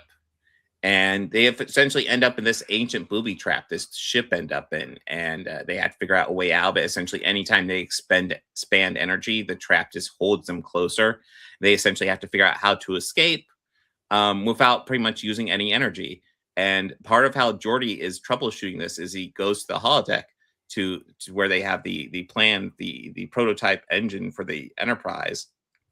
And he works with a hologram representation of the main engineer who created it, Leah Brahms, and they get kind of flirty. They get kind of AI helps him with his homework. Yes, and it's total an AI representation, and you know that's actually the other thing we could discuss is the follow-up episode to this where he meets the real Leah Brahms, and it's not the same person. But in another episode, does he actually meet her? Yes. Oh, I didn't know that. I'm gonna be honest. I just kind of assumed that she would have been dead. No. She's still alive. Yeah. Okay. he meets her. He's all excited to meet her, and she is completely different than what he expects. And there's actually problematic stuff in that episode that bugs me. But like I do like how she's completely different than this hologram representation. This hologram representation is taken from like her public image and shit. It's not actually her, and it's like rubbing his back, being all nice and warm. That's not what Leah Brahms is like when we see her later. But here's a question that I had the entire time when we were watching this episode. When we didn't watch it together, but when I was watching this episode on my own. So is this a representation of Leah Brahms, or is this the computer of Enterprise just kind of like now in a body? Because like, you know, the computer starts she starts saying things like whenever you're looking at this and whenever you're doing this, like you're looking at or you're working out with me. But like, yeah, like it's obviously supposed to be like wherever you go, I'll be there in your heart kind of a way. But also like, is it the computer talking through her? Like, does the computer crush on Geordi? To everything. Yes. Is this Leah Brahms or is this the Enterprise computer? The answer is yes. Okay, for sure. Okay, gotcha. I think an argument can be made, especially because it's beginning with her public image and the fact that, like, as he runs the program, it's accumulating data and knowledge that, like, she doesn't have. So, like, as the more the program runs, the less it's like Leah Brahms, and more it's just the Enterprise computer.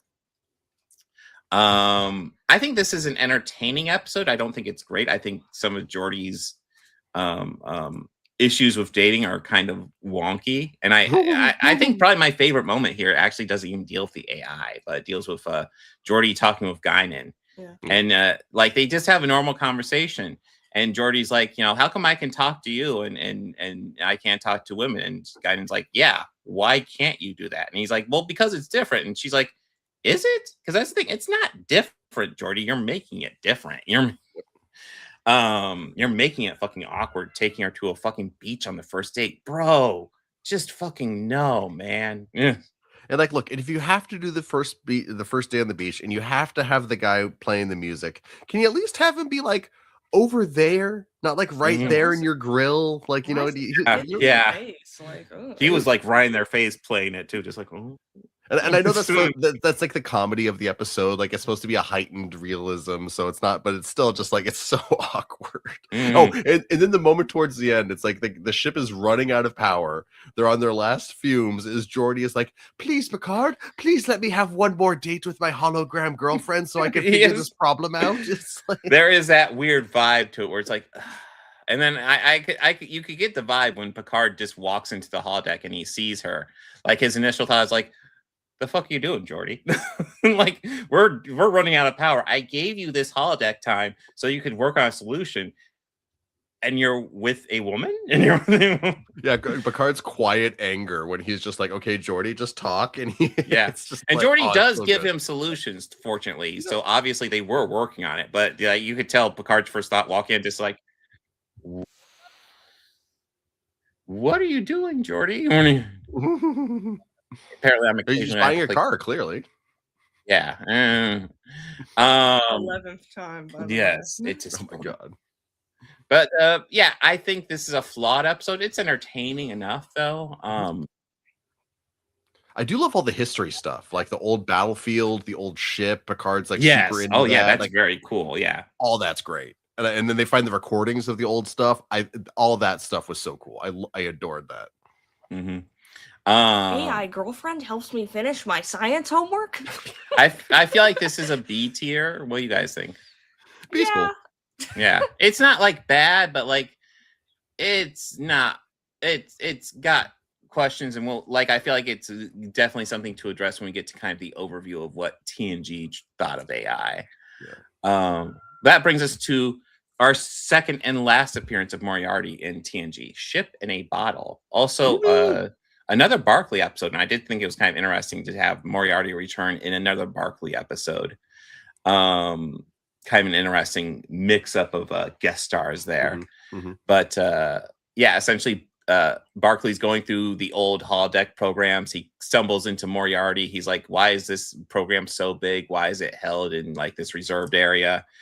This is taking up a lot of data. We should do something about it. And then he brings up the hologram, and Moriarty's like, you need to bring the captain to me because this is an important thing. And Barclay's like, you're a hologram. What the fuck are you talking about? And it takes a moment. It's like, why would I take orders from you, bro? But yeah, essentially, they bring the captain and Barclay and Data to meet Moriarty, and it actually becomes this cool little mystery. And I kind of like the mystery they have set up and kind of the reveals of what's going on actually, because we're watching and they're coming up with these ideas to get Moriarty takes control of the ship, and he's asking them to come up with ideas to get him out of the holodeck so he'll release control of the ship. And they're like, how the fuck did he even gain control of the ship? And then as we're watching, what we slowly realize is that he hasn't taken control of the ship. He has actually kidnapped Barclay, Data, and Picard, and he's running them in a holographic version of the ship that he set up in the holodeck. And he's holding them hostage while the rest of the crew has to work on the solution. So you have Riker and Geordi trying to figure out how to get Barclay or Moriarty out of there so he can save the other three. And then Data and Picard and Barclay are figuring out, hey, this ship's a little sus, isn't it? Overall, I think this is a fun episode. I enjoy this quite a bit. I don't know if I'd put it as one of the best ones. Maybe it's an A tier, maybe a low A tier. But what are you guys' thoughts on this one? I'm going to be completely honest. I don't remember this one very well, so I'm just going to like sit off to the side. Oh and my listen god! To you guys. How do you not remember this one? What are your thoughts, Lindsay? So I think this and Elementary Data are great. Peak Oh God, the holodeck is running rampant and horrible things are happening. This is like the gold standard for the holodeck gone wrong episodes. I think these two, and I love the reveal that they've been on the holodeck the entire time because it's so obvious. But like when you're watching this episode the first time you watch it, you're not Yeah. registering it. You're just like things do seem a little off, but like you're not like exactly on board. And then when Data is like, yeah, Geordi's, as I recall, Data figures out that like Geordi's like left-handed in this program. It's like, oh, that's not right. Right. Yeah. It's I mean, and the reveal is so good too because they keep throwing things to people to like just to like figure out who's left-handed and who's right-handed. So it's like an ongoing theme through the episode too. Yeah. And there's a lot of fun in this. If I have a big complaint, it's Moriarty's girlfriend. I feel like she should have been established earlier than she was. I know it's hard to like go back and like insert her into an episode she wasn't in, but it's and I like him having a girlfriend. Hey, Moriarty deserves to have a lovely lady in his life. He's awesome. There's just something about her being implemented into the episode. And that she doesn't really do very much. It kind of drags it down for me a little bit because like Moriarty's such this great character and he's got these great thoughts and ideas about what it is to be alive. And then he's just kind of got this generic girlfriend. And I don't know. I feel like that weakens the episode for me a little bit. So it's not quite as good as the original, but it's still very, very good. Because it's Daniel Davis in this role. And I'd watched him do this role for all time. That's interesting because I would definitely put this above the original episode. Oh, really? Okay. I think the conclusion to this is so much tighter and just better than the original. I think the original ending is really kind of a letdown. That's fair. And this, I think, has a much better cohesive ending because in the end, what they end up figuring out doing is essentially they make a whole separate holodeck program for Moriarty to explore the universe, essentially. And yeah, he's just exploring in the holodeck. Yeah. And I do like that because it is like the reverse of like, so, you were on the holodeck the whole time. No, Moriarty, you've been on the holodeck the whole time. I think that's great. And I love that they're always outsmarting each other when Moriarty is involved. There's no fist fights. There's no phasers going off. Like there's no rack and back falls where like Data and Moriarty go tumbling off, but then Data's fine because it's a holodeck. Like I'm so glad they didn't do that. So I do really like the ending of this episode. That is very true. And then when Barkley at the end is like, computer and program, kind of sheepishly, like he wants to confirm that he's in the real world again. That's adorable. I love that. So I was arguing for this A. Would you be what we would do, A or B on this one? Because I won't put it as a classic, but I think it's solid though. Yeah, A's fine. Again, if it wasn't for Moriarty's girlfriend, I would like this episode so much more. And it's not that I dislike her; it's just like she just doesn't do anything. Well, I think the issue is they didn't really have any time to really establish her. This is the only episode she's in. Oh boy. Now we're almost done with TNG. We are on the penultimate TNG episode. I have an important announcement. Yes. This is now a 5-star podcast, and you know why? Because there's a little kitty cat here. Oh, Elam's here. No, you can't really quite see him in the moment. He's like under my armpit. It's kind of funny. You wanna say hi? Elam? Yeah. But you could see him for a moment. Yeah. He is. He's a little fluffy tail, right kind of like fluffy tailing around. Yeah. Anyways, this quality of life. They go to this alien planet. I forget what the aliens are called, but the aliens have these tools. These tools are capable of solving complex problems. They have little replicators on their end where they can replicate whatever stuff they need. Elam's going to say hi to the podcast audience. In my eye. He does that all the time. FYI, Elam is unbelievably fluffy. Unbelievably. Oh no. Yes. So they go to this alien planet. They encounter these tools that are capable of essentially smart devices able of figuring out a lot of stuff.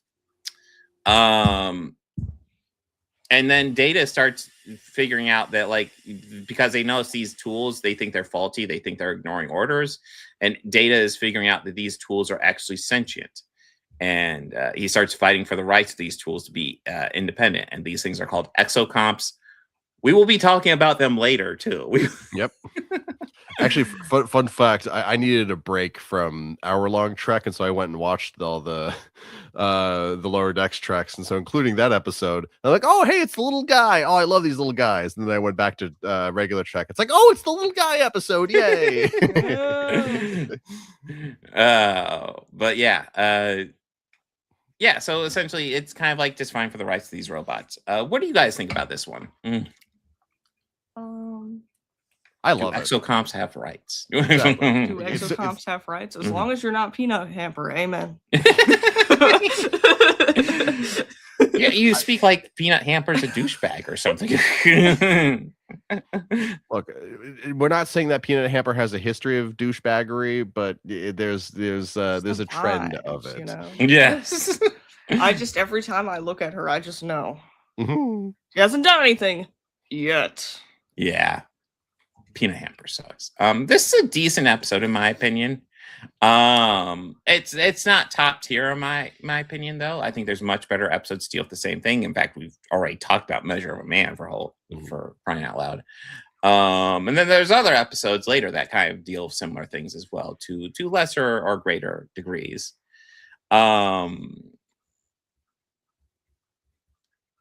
B?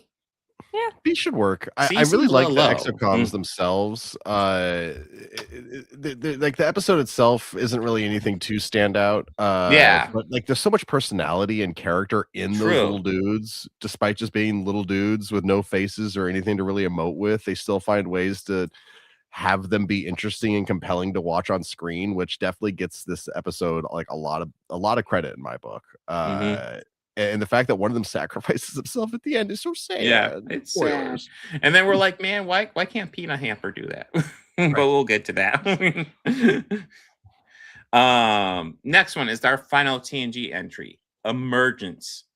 Intelligence seems to be rising from the Enterprise computer and doing wonky things on the holodeck and taking control of the ship. And the Enterprise computer seems to be evolving into this intelligence until it evolves off the ship and flies off. Mm-hmm. I love that this is the second to last episode that has nothing to do with All Good Things. Like, yes, Star Trek goes out almost on a holodeck gone wrong episode, and TNG does, and I adore that. Yeah, so this is such a weird episode in my opinion. Like there are elements of this that I appreciate. Like in a lot of ways, it's almost like a TOS episode where it's almost just like we're just doing weird shit. Okay, the holodeck's taking over the ship. They're all on a train. There's these weird programs on the train. The conductor, I believe, is the same actor who plays fucking Big Lebowski and Big Lebowski. That's kind of fun to see You're him absolutely back. Yeah. right. I spent the entire episode being, "Who are you?" That's exactly that who conductor is like, and then, like at first you don't really think too much of him. And I'm like, geez, that actor seems kind of famous for kind of a small role. And then the Enterprise crew starts investigating the program, and then he's like, "Where's your tickets?" And you realize, oh, this guy's gonna be the antagonist. That's why they got somebody somewhat famous for him. My feelings for this episode are kind of all over the place. I think it is absolutely batshit insane, and I appreciate it for being batshit insane. But like, I also am not 100% sure what the point of this episode is. I'm real big into the part at the beginning where Data is like talking about like the Tempest and stuff, and then they almost just get executed by a random like train. Yes. It's like, oh, what the hell? Yeah, a train just almost runs them over. I don't hate this episode, but I kind of feel like maybe it's a C tier. What do you guys think? I think that's valid. It feels like a C tier. It's great. I love the beginning of it. Like, it's like, okay, what is happening? What is this train? Where is this all going? But then I feel like it kind of just gets lost in the sauce of its own, just like throwing stuff at the camera. And it kind of peters out kind of awkwardly. I was kind of passing out watching this the other night, if I'm being honest with you. Well, yeah, it's an episode where it almost feels like, okay, so the Enterprise computer is evolving into something else. That could be interesting, but then it just like the what it evolves into just leaves the ship. So we're just left, like it almost feels like they had to hit the reset switch, and it's like, okay, so all this gobbledygook insane crap means nothing towards the grand scheme of things. I also have a theory I want to propose. While watching this, I kept getting flashbacks to the Rick and Morty episodes of On the Story Train. I don't know if you guys watch Rick and Morty or not. I've not seen enough to know what that reference is. But I've never watched Rick and Morty. I've seen like the first couple episodes. They were kind of fun. I won't mind diving into it, but yeah, it's a very hit and miss series. You're not really don't prioritize it. But I kept watching this, being like, was that episode of Rick and Morty referencing this? And that was one of the more interesting thoughts that I walked away from. so for whatever that's worth, that's my review of the episode. It's interesting, but it kind of drops the ball a little bit. I think that's completely fair. But I do think it's interesting. So like, whereas the original series was very antagonistic towards AI, TNG seems more interested in like exploring what AI could become, and like if it's sentient, making sure that it has all the rights that a sentient being should have, which I think is cool, and I like that idea. I think it would be foolish to attribute a lot of the AI they're talking about in these episodes to the AI we currently have, because it's not the same thing at all. But yes, I think it's kind of interesting how views of AI have changed. Now, also, I do want to point out that I do think it's interesting that like the way that the train is just like there's knights and like bootleggers and like miners and stuff like that. Kind of does kind of feel like AI sometimes, where it just kind of just throws things at you and it does no really rhyme or reason. So I think that's kind of aged well. That is true. I didn't think about that, but yeah, I could see AI generating that train and just being like, what the fuck are we doing on the moon?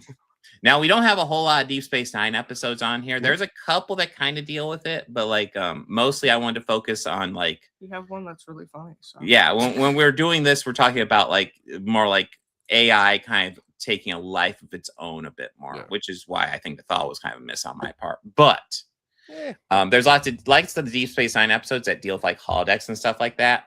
It's not really the AI going insane or anything. It's just kind of and there are great ones like Our Man Bashir's classic, of course.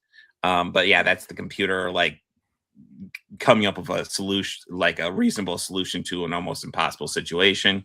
And then you have stuff like Bada Bing Bada Bang, which is pretty much a whole holodeck episode, but it's a program made by a person to be like a stealth program inside this other program. So is that the one where someone almost takes over the casino? Yes. And Deep Space Nine has to become gangsters to try to save it. It's only a Paper Moon is a fantastic holodeck episode, but again, it's not like a malfunction or anything. It's just AI doing its thing. One episode I think fits in here very well: Civil Defense. The crew of Deep Space Nine discovers an old Cardassian program designed to stop Bajoran workers from taking over the station. It's an AI program just designed to stop that. Anytime there's like some sort of Bajoran revolt, the AI program takes over and starts going, aha, we're going to shut down this area. We're going to shut this down. We're going to kill a life support. It's all these measures that throws at them. It's obviously just an old program, and the Cardassians left it because Cardassians are douchebags. But yeah, that it's accidentally triggered by I want to say O'Brien and Jake when they're messing around trying to clear out the computer system. And yeah, it just starts doing these slow death trap reveals. And I will say one of the things I actually really love about this episode is how it escalates. Like they'll hit this issue with this program. They'll be like, oh, well, let's, we'll shut it down. We will surrender the computer. We'll go ahead and shut down life support so it can't get us that way. And every time they think of a solution to buy themselves time, the computer comes back with something where it's like, oh, well, you bought yourself time, but not nearly as much as you think, because we're escalating things much worse than you're anticipating. Like there's a point where there's literally like the replicators are just creating laser weapons that just shoot everybody it sees. And it's like, holy crap. And I love how Dukat essentially pops up and he's like, I wasn't expecting to hear a message about Bajoran worker revolt on Terek Nor. And he's just trolling them and trying to use the situation to his advantage. And the second he tries to beam away, another program kicks into place. And it's like, go Dukat. We always knew you were a coward, and now you've proven it. Trying to leave the station after a worker revolt. Your programs are rescinded. This is also one of the few episodes where we get to see some fun exchanges between Garrick and Dukat as well. Yes. It has nothing to do with AI, but like I love their exchanges in this episode because Garrick, like because this is an old program, this is one of the few places where Garrick's old security codes still have some functionality. I also love that you don't see Garrick for a huge chunk of the episode, and then he just shows up. Yeah, and he's just walking around into ops, and he's like, "Hey guys, what's up?" They're like, "How did you do that?" He's like, "I'm a tailor. What can you say? I'm a tailor." You learn a lot while you're hemming pants. All the codes you get when you're hemming pants, it's wild. But I've always enjoyed the crap out of this episode. What do you guys think? Oh, 100%. This is one of the better, or one of the. Is this season 2 or season 3? This season 3. This is one of my favorites from season 3. Like, there's I think the I might have my timeline off a bit. Like, the Dominion stuff has started, but it's definitely not in full swing yet. So it's nice to kind of go back to like the roots to kind of get to a little distraction from all the Dominion stuff. I love just how smarmy Mark Alimo is in this episode. He's just like, oh, I've accidentally made my way into potentially everything I've ever wanted. I'm going to enjoy this. And like, I also, this is just a personal thing. Every time Gul Dukat goes, Bajoran workers, I get flashbacks to my Yu-Gi-Oh! Abridged days, and it's like, attention duelists. So that's just like my own little thing here. The escalation is great. I love that Cisco and Jake and Miles are just kind of off on their own little side quest for the entire time, but then Jake saves Miles. That was cute. It's a really fun one. Ashley, what are your thoughts?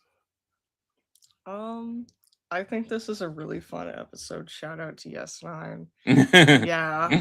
It's really fun. I think if we're like talking about the AI lean, I mean, I think there's an argument here that once again it isn't really AI, but I think you can still. I think an argument can be made. This is a bit more like our AI than we normally deal with in a lot of these episodes, especially TNG stuff, where it's just a computer blindly following its program. It like you can add all the fucking context to the computer you want. It's not going to care. It's just blindly following its program. And I mean, to a certain extent, I think the fact that it's kind of incapable of adapting to anything, which obviously like generative AI like isn't really capable of adapting to anything, but like you can't really like communicate with it at all. Like it doesn't really bounce off of anything besides like this very like sort of stringent this happened, this happens, this happens, this happens. And so I think in a lot of ways it's more similar to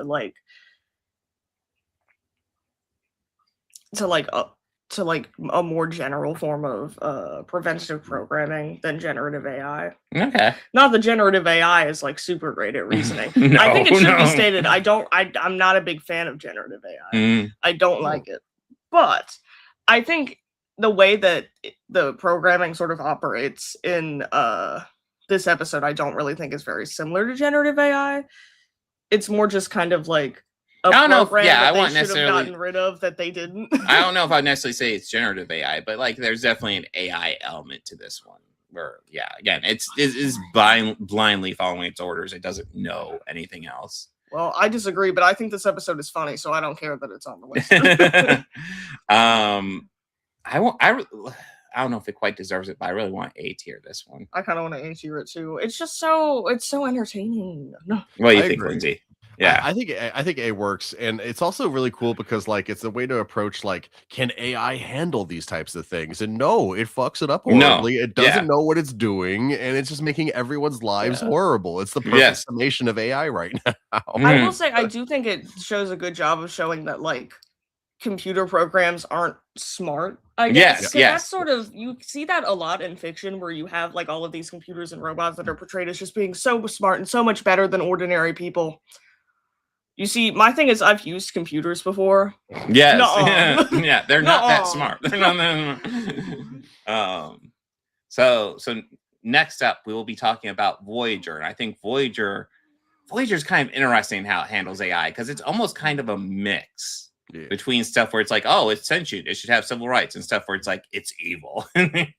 Well, I like that Voyager asked the question of like, where does like just a computer being a computer stop and like actual intelligence begin? Which is, I think, true. A lot of these questions in this. Not, I mean, like Enterprise did a little. Not Enterprise. TNG did a little bit of that, but I think Voyager's that's like its specific like ethos when it's trying to do this type of stuff. I will say TNG. Oh, it's good. In the Thaw, we keep talking about the Thaw, which is an interesting episode. And maybe we should have included it on the list just because what's his name gives such a hell of a performance in it. Michael McKean. Oh Michael my God, McKean, he's yeah. terrifying. So fucking good, man. But is it really an AI at that point, or is it just a computer that's responding to our thoughts as we're having them, or is that AI in of itself? Like, does that make sense? Like, or I guess that's like the question. I think the fact that it's it's asking those questions really means we should have included it, but we didn't. But yeah, but it's a great episode. One of my all-time favorites. I love that it ends with Michael McKean saying the embodiment of fear the entire episode, saying, "I'm scared," and Janeway going, "I know." Yes, so like Janeway, that is Janeway at her most terrifying too. Janeway telling the embodiment of fear, I know, bitch, you know nothing. I will say when it comes to like TNG and Voyager, and when they have sort of like these conversations about computers, the big emphasis always seems to be on, is it sentient? And I will say, I think when we're referring and we're taking this back to like sort of generative AI, despite what some clowns on the internet might try to convince you, generative AI is not sentient. So I think if we were to, so I think like if we were to sort of apply different sort of messages from Star Trek about this sort of thing, I think like stuff like Measure of a Man, for example, wouldn't really back up generative AI at all. No, it because doesn't. It's so, because like generative AI, like it doesn't have any consciousness. It just sort of spits out words and images. Yep. Yeah. Well, I think that I think you're getting into more the ideas that we're exploring here. But yes, absolutely. So actually, on that subject, recently I did a bit of an experiment. I was a little drunk. I started like plugging some story ideas I had into ChatGPT just to kind of see how it would respond to them. And some of them were interesting. Some of the things it suggested actually were legitimately good ideas, and I have stolen them. I am not above admitting that. But the way that it responds, it's like the same like 3 or 4, like, oh, actually, I think that improves this, or oh, now that you've said that, it actually is. So it's like it's just using the same things over and over and over and over again to respond to the ideas that you're throwing at it, which it's not intelligence. It's just reiterating. No. itself. It's kind of like a yes man that feeds you misinformation and also destroys the environment. Yes. You should just ask me to blindly follow everything you say and mislead you. The planet would be better. Anyways, diving into Voyager, our first entry is the episode Prototype. I will admit, so they find this robot floating in space. B'Elanna repairs it, and it turns out he's from this culture of robots.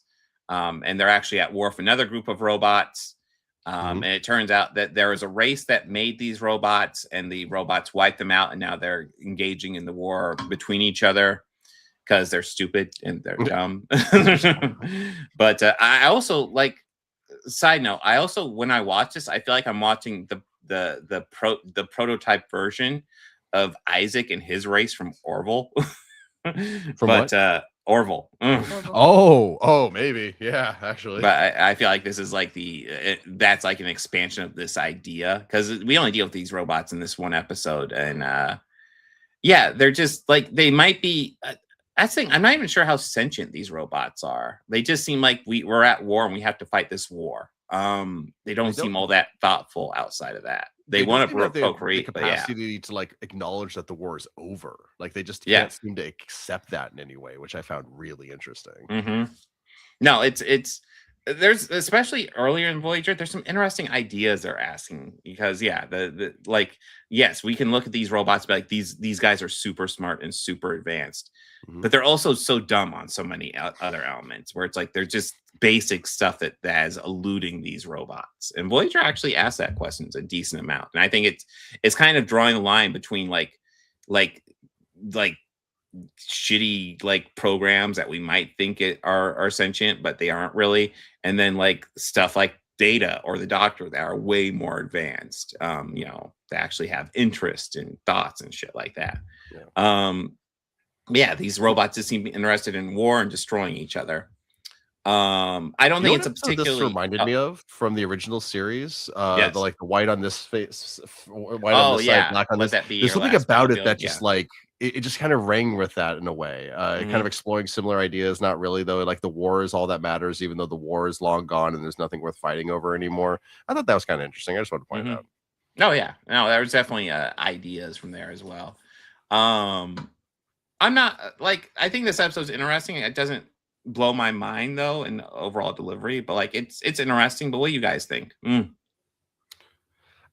You know, I think this might be another C1 for me. Not that it's bad. I really it's like fine. it's a good B'Elanna episode, especially a good early B'Elanna episode, because it's not about her Klingon stuff so much. Which is I love her Klingon stuff, but you know, it's like anytime she gets out of that, I think it's interesting. But it's not like I don't know. I just don't feel like it's quite as it's not as high as some of the highs we're about to come to get. You know what I mean? Yeah, we definitely have some highs we're coming to pretty soon. But yeah, what do you think, Ashley? I don't know. I think it's fine. Yeah. Probably put it at C as well. C, okay. Shout out B'Elanna, but I don't really have super strong opinions on it. Yeah. Well, I think I think B'Elanna has more potential than they actually give her throughout the series. But we do have another B'Elanna one coming up here with Dreadnought. Nice. Yeah. An old Cardassian missile is captured by the Maquis, reprogrammed by B'Elanna to go after a Cardassian target. And then it ends up getting lost in the Delta Quadrant the same way Voyager did. And they stumble into it and they discover that it's locked on to what it has identified as a Cardassian target, but it's obviously not because it doesn't believe in the Delta Quadrant conspiracy, it calls it. Again, like I feel like this one is playing around a lot of the dumb ideas we get from AI, because AI, you know, what we've seen with especially generative AI is it just regurgitates bullshit, even if it doesn't recognize it, it will just regurgitate bullshit. And yeah, it's said, oh, the odds of us being in the Delta Quadrant are negligible. Therefore, everybody who says we're in the Delta Quadrant are lying, and we have to continue to our program. It's literally become this conspiracy theorist computer that is dedicated to destroying this one target of innocent people who have no idea and are just like, we can't stop this. What the fuck is going on? This also introduces, I believe it's the only episode where B'Elanna, to a lesser degree than Kirk, but like she somewhat has to talk this thing to death to a degree. She's kind of like doing like rewiring to it, but she's also trying to get it in computer games and stuff like that, trying to trick it. I kind of wish, I'll be honest, watching this, I kind of wish we got more B'Elanna talking computers to death. Because I was like, oh, it'd be great to bring that back. Just have B'Elanna doing it. I love that idea. I actually would have liked this episode if it was like at one point it just kind of became like a bottle episode where it was just B'Elanna on the like we didn't even know what was going on outside of it. I think that would have been interesting. Cool. B'Elanna, right? Because I'll be honest, I thought the stuff of her on the Dreadnought was by far the most interesting stuff of the episode, because there's lots of outside stuff and it's okay, but like I thought the stuff of her dealing with the computer was by far the highlight. What are your guys' thoughts here? So we're going to see this idea a lot later on, actually. A lot of these ideas in this episode get revisited in 2 episodes down the road, but we'll get to that in a second here. What I like about this one is the way that it plays into something I said earlier about how AI doesn't accept its mistakes. Yes. And it will actively reject like evidence that you're trying to show it that it's wrong, because it's not actual intelligence and it's just kind of just absorbing information and then refuses to acknowledge new information sometimes. I do like it. Like I love like and I know I just said I wish I had the bottle episode things, but I do like Janeway's conversation with like the prime minister of the alien. I like that or whatever. too. Yeah. That those scenes were great. I love his confidence in his pilots. He's like, look, we don't have the weapons, but we have some skilled pilots, Captain. We might surprise, even as like you could tell, like he's not even believing the lie. He's still trying to sell it. Like, well, I mean, go ahead. I like, because you can put yourself in his position and realize, you know, it's kind of like we're fucked, but like we gotta figure out something. Like we can't just do nothing. This missile is gonna blow up a shit ton of us. No, I like that conversation. You can go on. And I also like when the ships do finally get there, and the way that Dreadnought deals with them is just by just sending out just an energy wave casually. It's not even shooting at them. It's just like just projecting just raw energy, and it just deletes them. It's kind of funny in a dark way. No, Dreadnought is kind of a chud. That is true. Just totally. Rejecting information and conspiracy theorist stuff. There's ideas and thoughts in this episode that I like. I don't think it's a brilliant episode, but I think like there's ideas here that they've expanded on a bit more throughout the series. I would have liked it a bit more. So I don't think it's a complete dud, but I'm not like, for me, I'm waiting for like the highlights of this episode. When they hit, there's some good highlights, but like it's not amazing. I wish B'Elanna had better material in this series, is guys what I'm saying. Yeah. But she does get better stuff. But yeah, this is intriguing, but not great. I feel C on this one. What do you guys think? Sure. To be honest with you, I think I watched this one when I was really tired, and so my retention is not very high. We watched it late last night, so oh, okay. Well, that was like a higher C, but it's still C seems fair. It's a mixed bag episode. Yeah. I like I said, I would have loved that if it became just a regular thing where just there are random episodes where B'Elanna talks computer to death. I would love to just continue that idea from Kirk. But yeah, they don't really, unfortunately. Mm-hmm. So next up is an episode I haven't seen for a while, but we watched it for our horror thing, and I was like, oh wow, that definitely fits. So they find Voyager finds an old abandoned starship. The only crew member still on board is a hologram. B'Elanna and the Doctor go to the ship to investigate, and they find out that the hologram killed everybody because he finds organic life disgusting, and he's trying to kill B'Elanna. And yeah, it ends up being like the Doctor ends up being incapacitated fairly quickly because he just knocks out the mobile emitter. It ends up being B'Elanna versus this insane psycho computer program. God, I'm brain farting on the guy who plays the computer program, but like he does a great job of just acting disgusted by humanoids and stuff like that. I enjoy this one. I don't know if it's like the perfect AI episode, but I enjoy this one. What are your guys' thoughts? Once again, I think I like blacked out when we watched it. Well, it's been a minute since we watched this one too, but yeah. This is a fun, creepy one. I do like the creepiness of it, and I do really like the guy who's playing the isomorph.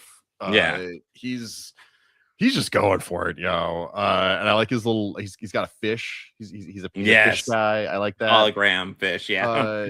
And it is funny, like how many of these episodes are going to be about B'Elanna, I guess, because this is 3 in a row where it's a fairly significant B'Elanna episode. I guess it's like a Dr. B'Elanna episode, so I guess it's both of them. Yeah. But it's not the strongest one. I feel like it doesn't really have too much to say outside of the idea of robots finding humans disgusting, which has been done a lot in fiction. It's not necessarily bad that it's been done a lot of fiction, but I feel like I question how much new stuff this episode is bringing to the discussion of computers finding people disgusting, and that's my biggest hang up on it. That's all. Mm-hmm.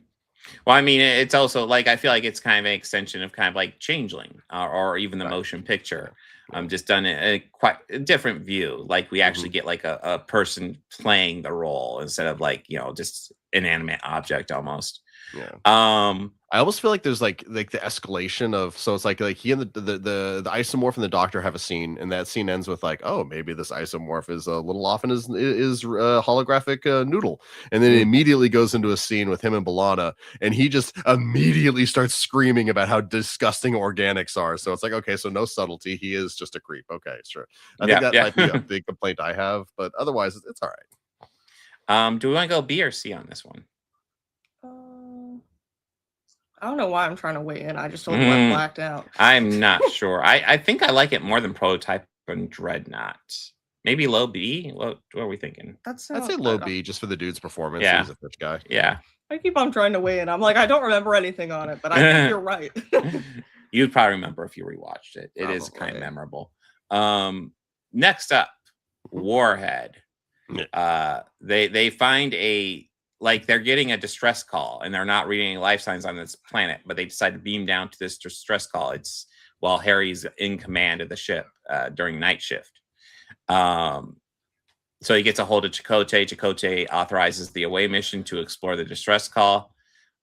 So Harry and the Doctor and random person beam down. They find the source of the distress call is this old warhead that thinks it's a human being.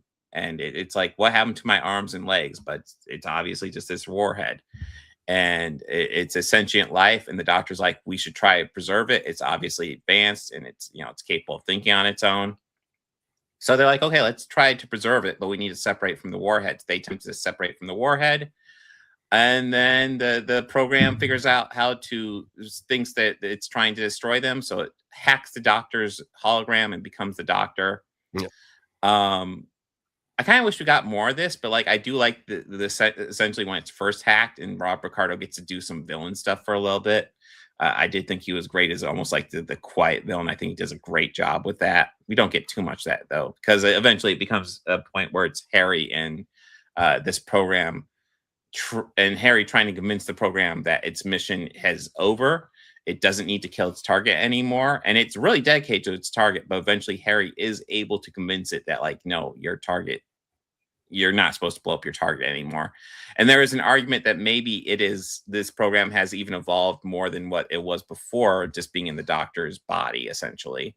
Because there's lots of other warheads they encounter that are the same thing, but like they're still focused on the target. But Harry's able to talk this computer into not going after its target. So is this more sentient than the other computers we've dealt with?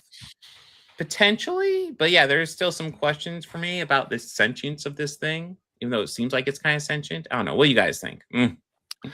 So it's fascinating to me that Voyager has two different intelligent missile episodes. Yes. And I think they're both good in their own way. This one, I think, because I watched it second, it feels a little, we're just doing this again in some ways, which is a little unfortunate because I think Robert Picardo gives a hell of a performance in this episode. Oh, yeah. It's like Robert Picardo is an actor who has an entire series of, this is one of his strongest episodes, but I think this is one of his strongest episodes, like, because he's just doing outside of his norm so much and he's so desperate. He's so, yeah. And I like him playing the villain for a bit. Yeah. I like that. It's like, oh, nice. Rob Picardo going evil. And I like how they try and outsmart the warhead. Like, that's a really fun sequence where they fake an injury with 7 of 9 and they sneak her into the thing to try and do something, but then that goes really badly for her. So all that's great. And I did like this one as a kid a lot just because I wanted smart missiles like that for my Lego sets, because I was like always building space stuff with all my Legos as a kid. I feel like this is another one that's probably going to end up in C for me, but I could be talked into putting it somewhere else. Ashley, thoughts? So I was awake when we watched this one. Ooh. So I have actual thoughts on this. I will say I think it's fine. I don't have super strong opinions on it. I like the opportunities that it gives Robert Picardo. Yeah, it's okay. Yeah, it's kind of where I am too. It's not bad at all. It's fine. So C tier on this one. Sure, I do think it's interesting as we're diving through, we're getting more of a mix. I feel like Voyager is like exploring the idea of sentience in AI, but also exploring the fact that there's some AI that is just fucking stupid. Okay, so next up, this is a fun one. This is a good one. Tinker, Tenor, Doctor, Spy. The Doctor figures out how to set up his program for daydreams. So he starts just doing daydreaming every once in a while and begins I love the teaser for this, where he's like doing this concert in the mess hall. And he doesn't even have to stop singing a song. He's just singing, and then we look at the audience's response. They're all like captivated by a singer, and then we cut to Tuvok, who is like in tears over this singing, and it's like Tuvok is in tears over his singing. But then you find out, he's in the middle of Pon Farr. He needs to get laid, and the Doctor doesn't even interrupt his performance in stopping him and his rampage of attacking the crew. It's solid gold cheese, and I enjoy the crap out of it. But like, essentially, he's on these programs. There's this alien species. I'm brain farting what they're called, like the Collective or something like that. They're silly looking, yeah. Yes. Yeah, I can't remember. Yeah. But yeah, the alien species, they think they found a way to look in on Voyager's camera, and what they actually are looking at the Doctor's daydreams. So they're seeing the Doctor as he's getting hit on by B'Elanna and 7 and 9 and Janeway pretty over the top. They're watching the Doctor as Janeway is incapacitated and he has to one-shot a Borg vessel. And they're like, oh my god, this doctor's intense. We need to be careful around him. We might be able to outsmart him, but he is a hell of a crew member. Holy crap. And it's just all his daydreams. I don't know if this episode necessarily has much to say about AI, but I think this is so much fun. What do you guys think? Yeah, I love think this episode. Really fun. Yeah. I support this one. No, this is completely silly. It gives Rob Picardo an opportunity to cheese a lot, which is so much fun. Like the crap where like he's singing and suppressing Tuvok is great. But I also think it's hilarious how all the women are just going out of their way to hit on him excessively. Any excuse to get him alone, huh? Yes, and they're all jealous of each other, and it's like, okay, sure. Yeah, I enjoyed the crap out of this. I'd probably vote for this A tier, honestly. Yeah. I'm into that just because like then the aliens can't tell the difference between the doctor's like dreams and reality, which is kind of like what we're doing with AI in our modern world right now. So like it's pertinent, it's hilarious. The intro is iconic. The photonic cannon is iconic. As a kid, I love when he would like become the captain and then like you get like the little pips on his neck and like for some reason always made me go. Yes, he gets the pips on his neck, and I don't remember who's watching it, but like eventually one of the crew members watches that as the pips go on his neck, and they're like, "Okay, that's a nice detail." Yeah, he thought of everything. Yes, very fancy. I want to say it was either Janeway or Paris. I was thinking it was either. Oh, it might have been Paris. I was thinking it might have been Harry though too. I could see Harry being into that. Yeah. Oh wait, how come he gets pips? I want pips. You should do that to me. But yeah, no, it did. Oh, by the way, I can't remember which episode it is, but in one of these Voyager episodes, Tuvok gets promoted from lieutenant to lieutenant commander. And I'm just here going like, and where's Harry Kim's promotion? Yes. Can you at least make him lieutenant junior grade? I mean, shit, man. He's like constantly putting his life on the line for the sake of the ship, and they're like, I don't know, he's such a noob. And it is kind of funny because it's like, ensign's not supposed to be one of those ranks you're supposed to hold for a long time. Guys know that, right? Not supposed to hold it for 7 fucking years. If you're holding it for 7 years, you're a serious fuck up. Are they telling us Harry's a serious fuck up? Yes. Oh, okay. Okay, explained. Next up, we got the Pentultimate Voyager episode. This one's a laugh riot. Personally, this is a Latent Image. It's hilarious, So the Doctor comes across this kind of issues with his his memory. Essentially, he comes across this old injury that Harry has, and he has no idea where it came from. And he starts digging up like these files and memories that he has no memory of this other crew member who has just vanished. And what essentially we've discovered is essentially that there was this away mission that Harry, this other crew member, and the Doctor went on, and Harry and the other crew member got equally injured. And the Doctor, pretty much, you could only save one. He could only save one. And there usually triage would kick in, but the issue was there was no triage. He just, they were both equally injured. They both need the same amount of medical attention, and you only have time to save one. Yeah. And just based on that, he saves Harry because Harry was his friend. And his program starts suffering from this breakdown because, he can't logically say why he let the other crew member die. He has no logical explanation for that other than that Harry was his friend. And what I think is interesting about this, and this is a last minute addition, although I think it's something to talk about, because I think this has less to do about AI and more to do kind of with how the characters treat AI. Because I think in a lot of ways, this episode is kind of about just dealing with trauma. Yeah. Mm-hmm. And the Doctor has trauma to deal with. And and Janeway's approach to it is just delete his fucking memory of the event and pretend like it didn't fucking happen, rather than let him deal with the trauma. And I think 7 of 9 has the great moment where she goes to Janeway, is just like, we need to treat him like an actual human being. You can't you're treating him like a computer program. And yes, he technically is, but like you have to admit he's evolved more than that. And kind of Janeway's treatment of holograms kind of throughout the series has been kind of spotty at best. If anything goes wrong, kill him. Yeah. Like anything goes wrong, we're going to put all the files with the doctor and delete his program. It's like, would you do that if he was just a dude? Can't you just like delete the files normally? Like... Listen, we're gonna make you memorize all the important information, and if things go wrong, we'll just shoot you. Like, would you do that to a person? It's also wild to me. Does it? The episode, because I've watched this one a bunch, but we got to this literally last night after I finished watching the next episode. I realized that this should be on here. This is the episode where she calls him a replicator, isn't it? Like she directly something like that, yeah.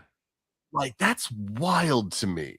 Like how much has her and the doctor been through, and she's calling him a replicator. Like I understand. Go ahead. It kind of shows how little they've kind of progressed Janeway as far as understanding the doctor. Because like if this was like a season 1 or 2 episode and she's saying stuff like that, it's like, okay, she needs to learn more.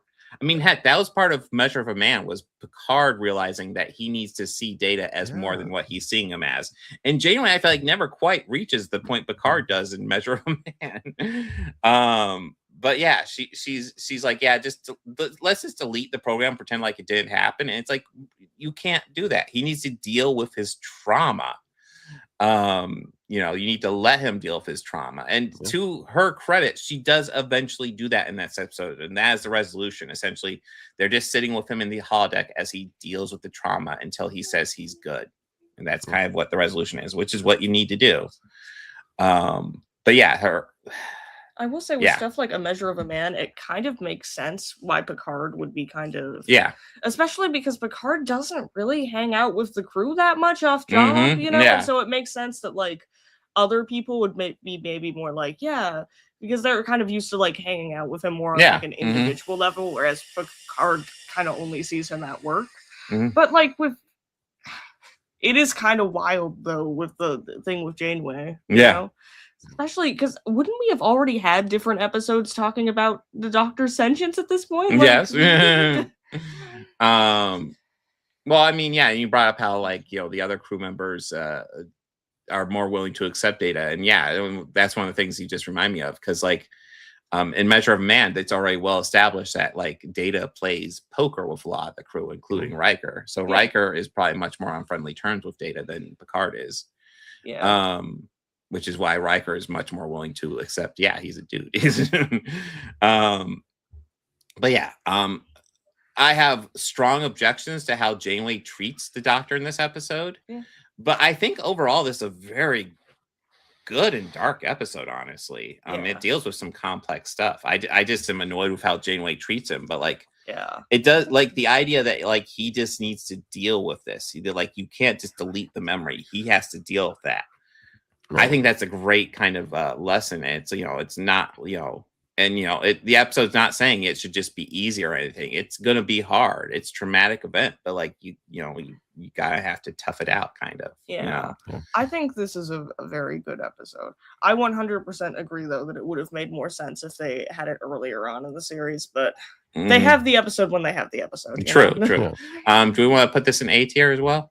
I'm okay with that. Yeah, I mean, it's just the performances are all freaking great, man. Picardo again is just a powerhouse. Oh, Picardo is potentially the best actor on Voyager, I want to say, and there's some good actors on Voyager. Not the best writing, but good actors. Although I probably between him and 7 of 9, Jerry Ryan. Kate Mulgrew is great too. Kate Mulgrew is also very good, even though her writing's not amazing. But I will say also with Voyager, I think it's also kind of sort of systematic of another thing we talk about with Voyager a lot, which is just it's so episodic that stuff just doesn't hold over.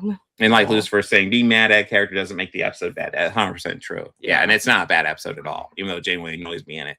Not a bad episode. I mean, honestly, I enjoy that Janeway's just really wild and ridiculous. She is. But there are episodes that I'm watching this and I'm like, Janeway. Yeah, Janeway, fucking relax. Holy crap. Right and that brings us to our final Voyager episode. Author. The Doctor has made a holo novel, and the crew has kind of stumbled into it and are kind of like amazed at what they see. It's been a hot minute since I've seen this one. So, Lindsay, have you seen? You saw this last night, right? I did see it last night. Give us a recap. It's been a minute.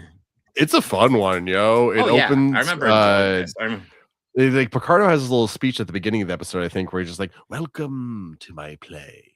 You're going to enjoy this rather thrilling tale," or whatever. And but the idea is that the Doctor has written a book or a novel, a hollow novel, because that's how movies and books work in Star Trek. You don't watch them; you are a character in them, and you have to go through all that. And it's about the Doctor keeps insisting that it's not about his story in the Delta Quadrant on Voyager, but it's just about the idea of a hologram not getting the treatment that it should considering all that it does for everyone around it. But like the characters are very obviously based on the Voyager crew. This ship is in the Delta Quadrant. There's a mobile emitter. Like it's very obvious what it's about. And so while his friends want to support him, go ahead. I was just going to say, one of the elements I do like is how we see the mobile emitter in the program, and it's this huge backpack he has to wear. And I do like the symbolism behind that, about how he actually views the mobile emitter as like this thing just holding him back. And, what's the line that he has where like Blonde is like, "Oh, it doesn't weigh 20 kilos. What are you doing?" And the Doctor's just like, "Sometimes it feels like it does." Just like, character development. Like, and so the first half of this episode is just like, just comedy Voyager stuff. The Doctor did something mean, and now people are objecting to it. But then at the kind of the last little bit of the episode, someone rips off the Doctor and tries to publish the holo novel, despite the Doctor wanting to make some corrections before it gets published. Because at this point in the story, they're not always talking to Earth, but they're talking to Earth pretty regularly, which is a sub theme in this episode where people are taking turns like talking to their family members back on Earth. It is a great 7 of 9 scene, actually. So then the episode becomes about, who has ownership over things that our artificial life makes? The hologram made a play. Does the hologram own that play, or does it owned by no one? Which is a debate we're seeing today with AI generated things in movies and stories and stuff like that, and a little bit with in the past few years with NFTs and things like that. It aged very well as an episode, and I love that we see Janeway in it, kind of preaching to the choir about how is she preaching to the choir about about hollow rights, or is she trying to preach to the choir about not being slandered by this play? But you do see a bit of a progression for Janeway with her relationship with the Doctor too, which is nice. And an element I thought I had a point. Yes. This episode, I think it's a fun, silly episode, but also brings up some rights issues. I'd say my critique of this is during the second half, it kind of just devolves into kind of a slap shot Measure of a Man remake. Which is kind of but like, I mean, it's asking the questions it should be asking. And I do think it's interesting seeing the Doctor put together this holo novel that is just cobbled together gobbledygook of just Voyager-ish elements. Kind of an interesting look at it. But it is a fun episode. Where do we want to rank it? I like B, C. What are you thinking, Lindsay? I was thinking a little higher, maybe like a B or an A. I love all the weird takes on the characters. I love like the comedy Doctor when like Tom Paris rewrites his entire play, and then the Doctor's like, "Oh, what's wrong with you, doll? It hurts when I go like this." Well, then don't go like that. Like it keeps changing this episode. I like that it keeps shifting gears. Okay, I think B is fair for this episode. Yeah, he's good. We see like how like in the original series AI was kind of just antagonistic. It's one of those things where it's like we should trust our life to it, and whenever they trust their life to it, it's fucking terrible. People just die. And then TNG started asking, what if AI became sentient? Should we treat it like a normal person? And the answer is yes, but like also when it becomes sentient. And I think Voyager starts asking the questions of when does it become sentient? Because some of this shit, you're not telling me that missile on fucking Dreadnought was sentient. That missile, it had an intelligence to a degree, but like it was dumb.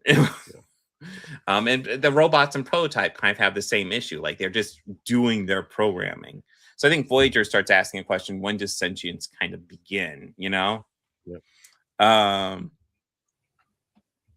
Yeah, that is the real big question of Voyager. It's just cool for Voyager, actually, in a lot of ways. It's kind of to explore a bit more of the middle ground, but then we jump ahead a bit. And before I probably should mention this. So like, there is a pretty big AI storyline. I purposely didn't put into this because it would be a lot of episodes. Pretty much season 2 of Discovery deals with this super advanced AI that they end up traveling to the future to prevent it from spreading. But like, it's a super advanced AI, I believe, from Section 31 that threatens to take over the entire Federation. You know, do big bad stuff. But yeah, Discovery. It's kind of worth talking about because it is it kind of shows how our views of AI have changed back to much more negative ideas, where like I feel like TNG air, especially TNG episodes, was kind of like, you know, what could AI become? What could it be? And then Voyager's kind of looking at kind of like, well, AI could be cool, but could also be crap. And then kind of newer Star Trek's looking at kind of like, yeah, AI is crap. And I think we're definitely starting to see that a bit more in Lower Decks, which deals with AI in a few episodes. First one, Terminal Provocations. This one has 2 plots. A lot of these will have 2 plots, but it has plot. I believe I'd say probably plot A is Boimler and Mariner dealing with this other crew member who is just kind of a complete wreck and fucking up everything. Not really pertinent to our AI storyline, which is where the B plot comes in, where Rutherford shows Tendi his new computer program, Badgie. And Badgie is this super helpful computer program that just wants to do everything. But you know what? It could probably do things a bit better if you just go ahead and turn off those holodeck safeties. Just turn off those holodeck safeties. I could just function so much better. You have no idea. And yeah, no, it has. This is like the ultimate holodeck episode parody, in my opinion. It's kind of showing how the holodeck could have this like this bloodlust, and it explains why the holodeck safeties keep on going off, because the holodeck is just like, yeah, fucking turn them off. What are your guys' thoughts on this one? I think it's pretty funny. It's pretty great. Yeah, I love Jack McBride or Breyer. I can never remember his name as Badgie. That's pretty great. Yeah, he's so happy and optimistic, and he just wants to kill you. Yeah, I know. I think this is kind of hilarious, and I think this is, like I said, I think this is a perfect take of like the holodeck episodes. And when you think about the holodeck, just wanting to turn off those safeties, it explains so many of the situations we had in earlier Star Trek with the holodeck. Where do we want to rank this? I put this at like at least a B. Yeah, I think B is good just because like I think the main, well, I guess actually the main the with Boimler and what's her name. Because that's still kind of dealing with AI too, because that thing becomes sentient and it starts attacking. That's true. Yeah. So yeah. I think B's good. Although, like the steal out for the show is definitively stolen by Badgie. Oh God, yeah, absolutely. There's a reason why he comes back. Yeah. But we actually don't cover that episode, but we do cover the next one, which is kind of an A-B plot as well. I'm not even sure what the which would be the A plot or which would be the B plot. So I'll just go over the so there's one plot about them going to the home planet of Chief Engineer Billups, who we find out is part of a colony of Renfarers who have this weird way have this kind of weird, bizarre culture. And apparently once he gives up his virginity, he has to become king of this place. And the mother's doing this whole complex plan to get him to lose his virginity, so he has to come back and stop being an engineer. It's hilarious. Not really AI related. What is AI related is Boimler and Mariner end up having to transport this evil computer, voiced by the entire cast of Deep Space Nine. The evil computer has to. They end up in a shuttle wreck, and the evil computer keeps on being like, hey, if you plug me into the computer, I could fix all your problems, guys. like the replicators fucked up. It can only make black licorice, and they're dying of thirst. And I said voiced by the entire cast of Deep Space Nine. If you know that it's voiced by Jeffrey Combs, which I love getting Jeffrey Combs back in Star Trek for this. Shout out Jeffrey Combs. I spent the entire episode being like, why do I know this voice? Oh, it's Jeffrey Combs. I love this episode, but what are your guys' thoughts? I think it's pretty fun. I like how they sort of, at the end of the day, outsmart it, you know? Oh, yeah. Boimler absolutely outsmarts it, for sure. What do you think about this one, Lindsay? Well, the same thing. Anytime anyone just outsmarts someone in Star Trek instead of like a fist fight or laser gun show, like I adore it. And the fact that Boimler tricks him into thinking that he's been plugged into the thing he wants by plugging him into the light controls is so good. I've attached you to the dimmer switch, actually. That's the only thing you have control of. Wait, what? The dimmer switch. That's yeah. There's the dimmer switch specifically. That's and he's like, well, I will blind you. Then he just starts flicking it on and off. It's like, yeah, it's not working, dude. You will phase my wrath. But yeah, no, I love Jeffrey Combs as the computer. It doesn't really have to do with AI, but I think the build stuff is hilarious too. I think both plot lines are hilarious in this episode. I'd put this in A. What do you guys think? Oh yeah. I agree. A's good, yeah. Just for Jeffrey Combs. Yeah. Next. I guess this would be the Peanut Hamper episode because we get a little appearance of Peanut Hamper in the end of season 1, and she ends up drifting in space, and she ends up on this planet, and we see that in this episode of Mathematically Perfect Redemption. She ends up drifting in space. She ends up on this planet of like bird people. She takes on a lover, and to troll for a little bit. I'm gonna troll for a moment here. I'm gonna be silly. You're watching it and you're thinking maybe Peanut Hamper's evolving and becoming better, and then we get to the end. It's like, oh god, Peanut Hamper's still a douchebag, isn't she? Okay, well, I'm gonna troll for a little bit here, and I'm gonna say that this should go in F because of implied bird and exocomp sex. Was it implied? I'm pretty sure they had sex, Ashley. It was pretty heavily implied. Yeah, they definitely fucked. There are some questions how it would happen, but apparently it worked out just fine. I'll be honest, this isn't one of my favorite Lower Decks episodes, but I do enjoy it. It's cheesy fun, and it just reinforces the idea that Peanut Hamper is just the worst. Like, oh my fucking god. That is my favorite moment of the entire episode when it's like she's not actually going native, she's just buying time until yeah, she is the worst, man. I guess any thoughts on this? I'd probably go like C or B on this one. What do you think, Lindsay? I think C is fair. Like, I like that we're not going to have anything in D tier because it's too good for that. But yeah, none of these episodes are bad in my opinion. There's some kind of but like there's nothing bad so far. Yeah, and that brings us to my least favorite Star Trek episode ever, Crisis Point 2. Oh my goodness. Paradox. Okay, so the kids. Every time I watch this with him, he loses his mind. Really? It's the back map guy gets me every time. Oh, the back map, yeah. That's oh my god. He's just like howling, like. Okay, so I'll let me go into the setup of this one because I've seen this one so many times. So this is a sequel to Crisis Point, although this one kind of explores a bit more the AI elements of it, which is why it's on here. And Crisis Point 1 isn't, although that one is a fun one as well. But Brad made a sequel to Crisis Point. It's a big, bold adventure, but then he finds out that his transporter clone has died, and it puts him on this depression. So Tendi and Rutherford get to go on this big, bold adventure that he set up, while Mariner follows Boimler as he decides to figure out how well the program functions, and going into side stories of the program and making the story, essentially the program, make up stories for him. And we end up with this religion where they worship Kitty Ha. Yeah. And there's this old guy with a robe. They go into this back room to discuss things with him. And Mariner's like, man, you're just asking for a backstory, and the computer's just going to make it up on the fly. And the computer goes, oh, you want to hear my backstory?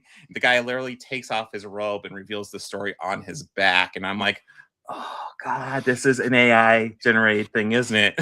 Yeah. And I think this thing just perfectly, like, if you want to talk about generative AI, this episode is what generative AI is, because the storyline Mariner and Boimler go on is one of the dumbest fucking things I've ever seen in my life.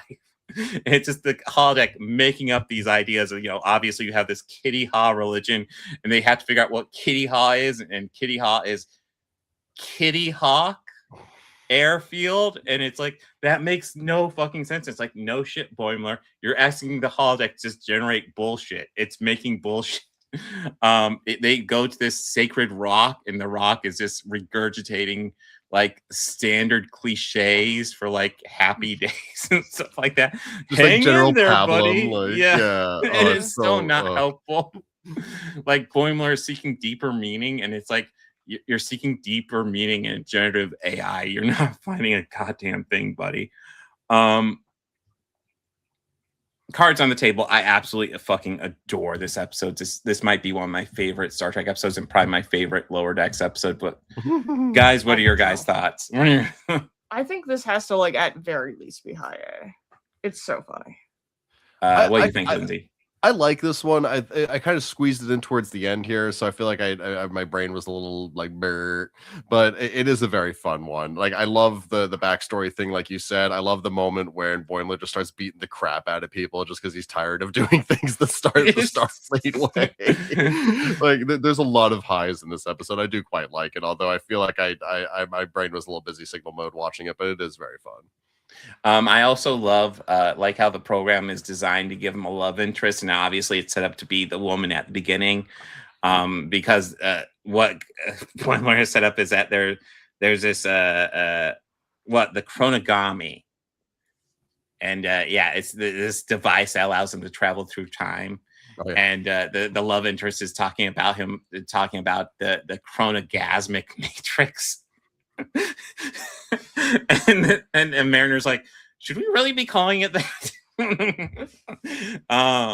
God, yeah, no, I'll be honest, I'd put this in S tier because I love this episode so goddamn much. I support you. I'm okay with that. This is hilarious. It's tough for me not to laugh my ass off during this episode. I would argue this is the funniest Star Trek episode of all time. There's funny ones, but this one is just like, oh my God, this is so hilarious. But I do feel like, I feel like there's almost kind of like a horseshoe to a degree, because both Lower Decks and original series seem to take very antagonistic views towards AI. Mm-hmm. But whereas TOS is kind of more, it's a villain and we have to always outsmart it. Whereas I feel like Lower Decks looks at a bit more kind of like, no, AI is just kind of fucking stupid. And we do have to outsmart it, but it's also kind of fucking stupid. What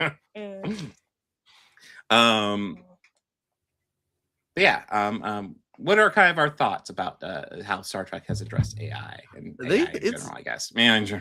It's been interesting watching it kind of evolve over the series in a way. Yeah. And it was really funny for me watching the original, just how they always kind of went zany in order to outdo it all, but then like TNG kind of grounded it a little bit more, and then I feel like it just kind of went off the rails a little bit with Voyager, but like in a good way. It's been fun kind of just watching this one subject kind of evolve over the years. Mm-hmm. What do you think? Oh, no, go ahead. Oh, I was going to ask Ashley what she thought. No, go. Well, I mean, I think that like the way in which they sort of address AI and the questions that they ask have changed over the years. I don't actually think it ever like changes like too terribly drastically in sort of like the presentation, if that makes sense. Like, I don't think they ever really contradict themselves. No. It's pretty consistent. And like the big like line where it tends to be drawn is sort of like, when does it become sentient? What is sentience?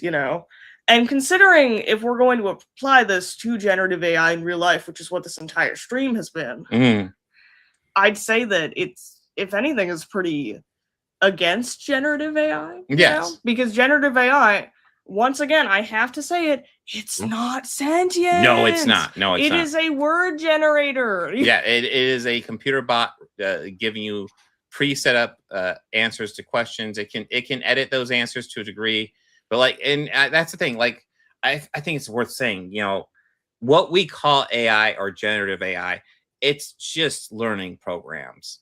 These are things they're not sentient. They're not capable of thinking for themselves. They don't have thoughts. They don't have feelings. They can learn, but they can, like, also what they can learn is limited to what they've been programmed to learn. It's all man-made gobbledygook. And honestly, I think the fact that people are just kind of choosing it when they're marketing it to just call it AI and stuff like that is sort of to kind of cruise off of a lot of sci-fi stuff like Measure of a Man, you know, that portrays it as being kind of basically a human. And then in a lot of ways, AI in science fiction is portrayed as being almost like human, but better and smarter. Yeah. You know, it's to give it sort of this prestige that it doesn't have naturally. Yeah. Well, I think, you know, an argument can be made if we get to an AI-like data, an argument can be made, yes, that is sentient. We are so far away from that with what we currently call AI. Like, it is not the same thing at all. What we currently call AI is just, it's a word. I'm trying to think of a good way to describe it, but it just steals ideas and regurgitates them in different forms sometimes. Yeah. I think I did see a video, I think from Joseph Gordon-Levitt, randomly enough, and he talked about how they did this test of AI where they gave it, where they put it in an isolated room where it couldn't leave. All it had was an internet connection, and they gave it a test, and they wanted to see if they could use the internet to break this test, and it wasn't allowed to leave that room. Now you can see the obvious issue because they did give it an internet connection. So it did use the internet connection, left the room to hack the computer with the answers.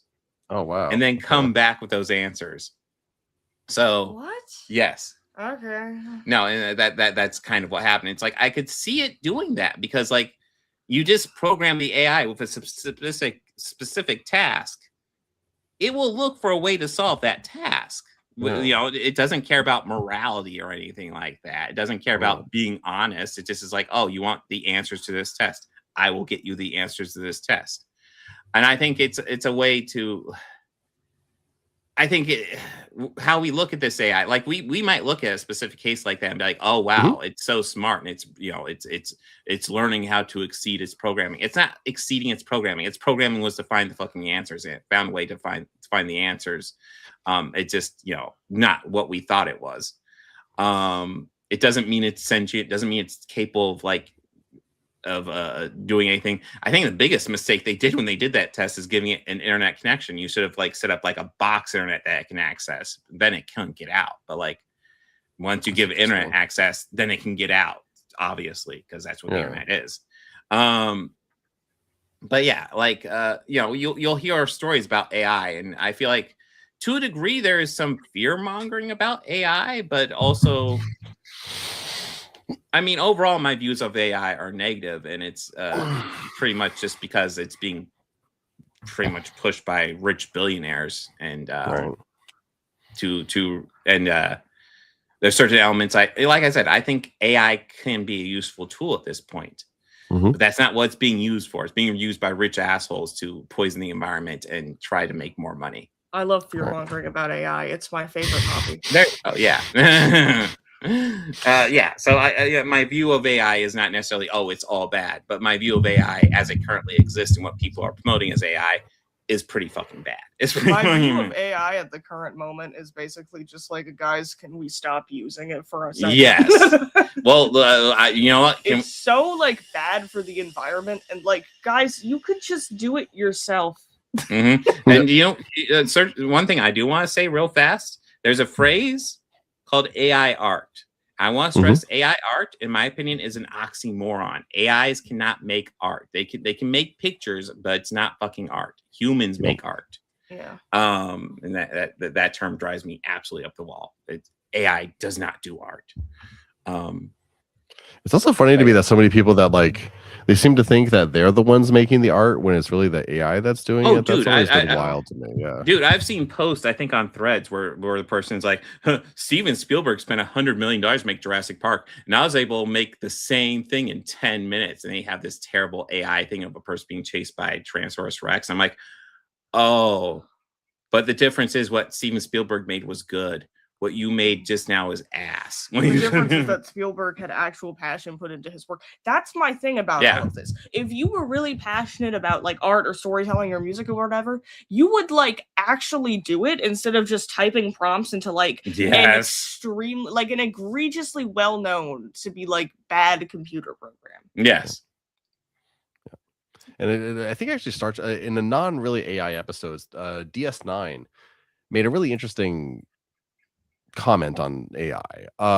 It's the episode where they all get trapped in like the spy program that Bashir is running, and so they have to basically delete the entirety of the I touched my microphone. The entirety of DS9's memory core just to store the data that is, you know, the command crew for DS9, because that's how much power and how much memory and how much RAM is necessary for anything to even start approaching real AI. It's just it's too massive and huge and requires too much. We're nowhere near it. I'm just reiterating what you said, Bob, but it's shenanigans. It's silly pants. I mean, even if you look at TNG and how they treat Data, who's considered kind of like the first sentient AI that we really deal with, how they treat him is kind of just like he's almost treated like almost like an anomaly. The fact that he is able to continue to exist and be sentient as he is almost treated like an anomaly. Like nothing else has really competed. And like we've come across other things that have competed for sure. The Doctor is definitely one. Oh yeah, by the way, weird little aside I meant to bring up when we talk about Prototype. There's this scene in Prototype where she's like, where they're talking about, you know, are there no robotic beings where you're from, Blana? And Blana's like, there's actually one AI being where I'm from. He's actually a member of Starfleet, and his name is Data, and he works on the Enterprise. And it's like, you work with the Doctor, and the first person you come up with is Data? Are you serious? Are you? An interesting point. Yeah. The Doctor was right there, man. But I guess the Doctor doesn't count in your eyes, but Data does. But yeah, I thought that was a weird line there, where it's like, wait, huh? Like if somebody from Deep Space Nine said Data, I would go with it because there's not really an AI crew member there. But like, come on. Yeah. But I think strangely enough, I think if you want the Star Trek episode that best exemplifies what is modern day AI, it's Crisis Point 2 Paradoxus. Yeah. Just a really fucking stupid computer program that people are treating like it's really smart, but it is really fucking stupid. Fair. It's capable of just throwing some cliches at you and saying things that really don't make sense in the moment, but hey, I guess it says them, so it's smart. Yeah, that's how that works. Yes. Anything you guys want to add? AI is dumb. Yes, AI is very dumb. We should not be trying to make Terminator reality if we have cat videos. We have enough cat videos as it is. You know what I really despise? When people make AI generated cat videos and then they post them. Just show real cats. Cats are adorable. Yeah. AI cats are just kind of weird. They're just weird. AI videos are weird in general. Oh, they're getting tougher and tougher to spot. But post real cat. That's bothering me, actually. Yeah. I don't like that. Yeah, I really don't like how they're getting tough to spot. You have to stare at a couple of them to really be like, okay, that's AI, right? That doesn't seem right. But they're getting more and more real, which... Is your skin really glossy because it's AI, or is your skin really glossy because you're using one of those filters? Yeah, there's that element too. The filters can make it very AI too. But yeah, AI, mostly pretty bad. It could be a cool tool, but that's not where we're using it right now. We're using it to exploit people and resources, and that is bad, and I'm against it. Yeah, AI is only good if it's Vic Fontaine. Yeah. The best AI. But yeah, let's see. I don't we'll discuss what our plans will be for our next Star Trek stream. Yeah. I know we've shot a couple out there. We can discuss it. Yes. Anything else you guys want to add or promote? Show business is coming back or trying to, so keep an eye out for that. I'm trying to make some more content on my channel too. Keep an eye out for that. And yeah, still making some stuff for Magic Channel too. So if you subscribe to my channel, you should see some of that stuff too. Yeah. Oh, and AI is also being used for porn, which is yes. Sure. It's a. I guess that's what the internet's for anymore. I will say that's also like a really like massive rights issue because AI takes the faces of actual people. If it just randomly generate porn, it'll be like, oh, okay. But like, it's taking it from other people, and that's one of the big issues with AI art. It just grabs it off the internet from other people, and that's a huge issue. Yeah. And of course, I'm sure this video is getting AI hats because they're all over social media at this point. It's so sad. It's ridiculous. AI bad. But yeah, we'll discuss ideas for future Star Trek streams, and we will be back before too long. Yeah, guys, thank you for joining us. I will be live tomorrow. Comic Books and Chuds. That'll be tomorrow. Listen to the song that I sang on streaming. Yes. That's what's up. Yeah. Listen to Pill Bottles and Polaroids by the 3 a.m. Confessions. I am the lead singer on that song, and I wrote all of the lyrics and the melody. Yay! So cool. Thank you.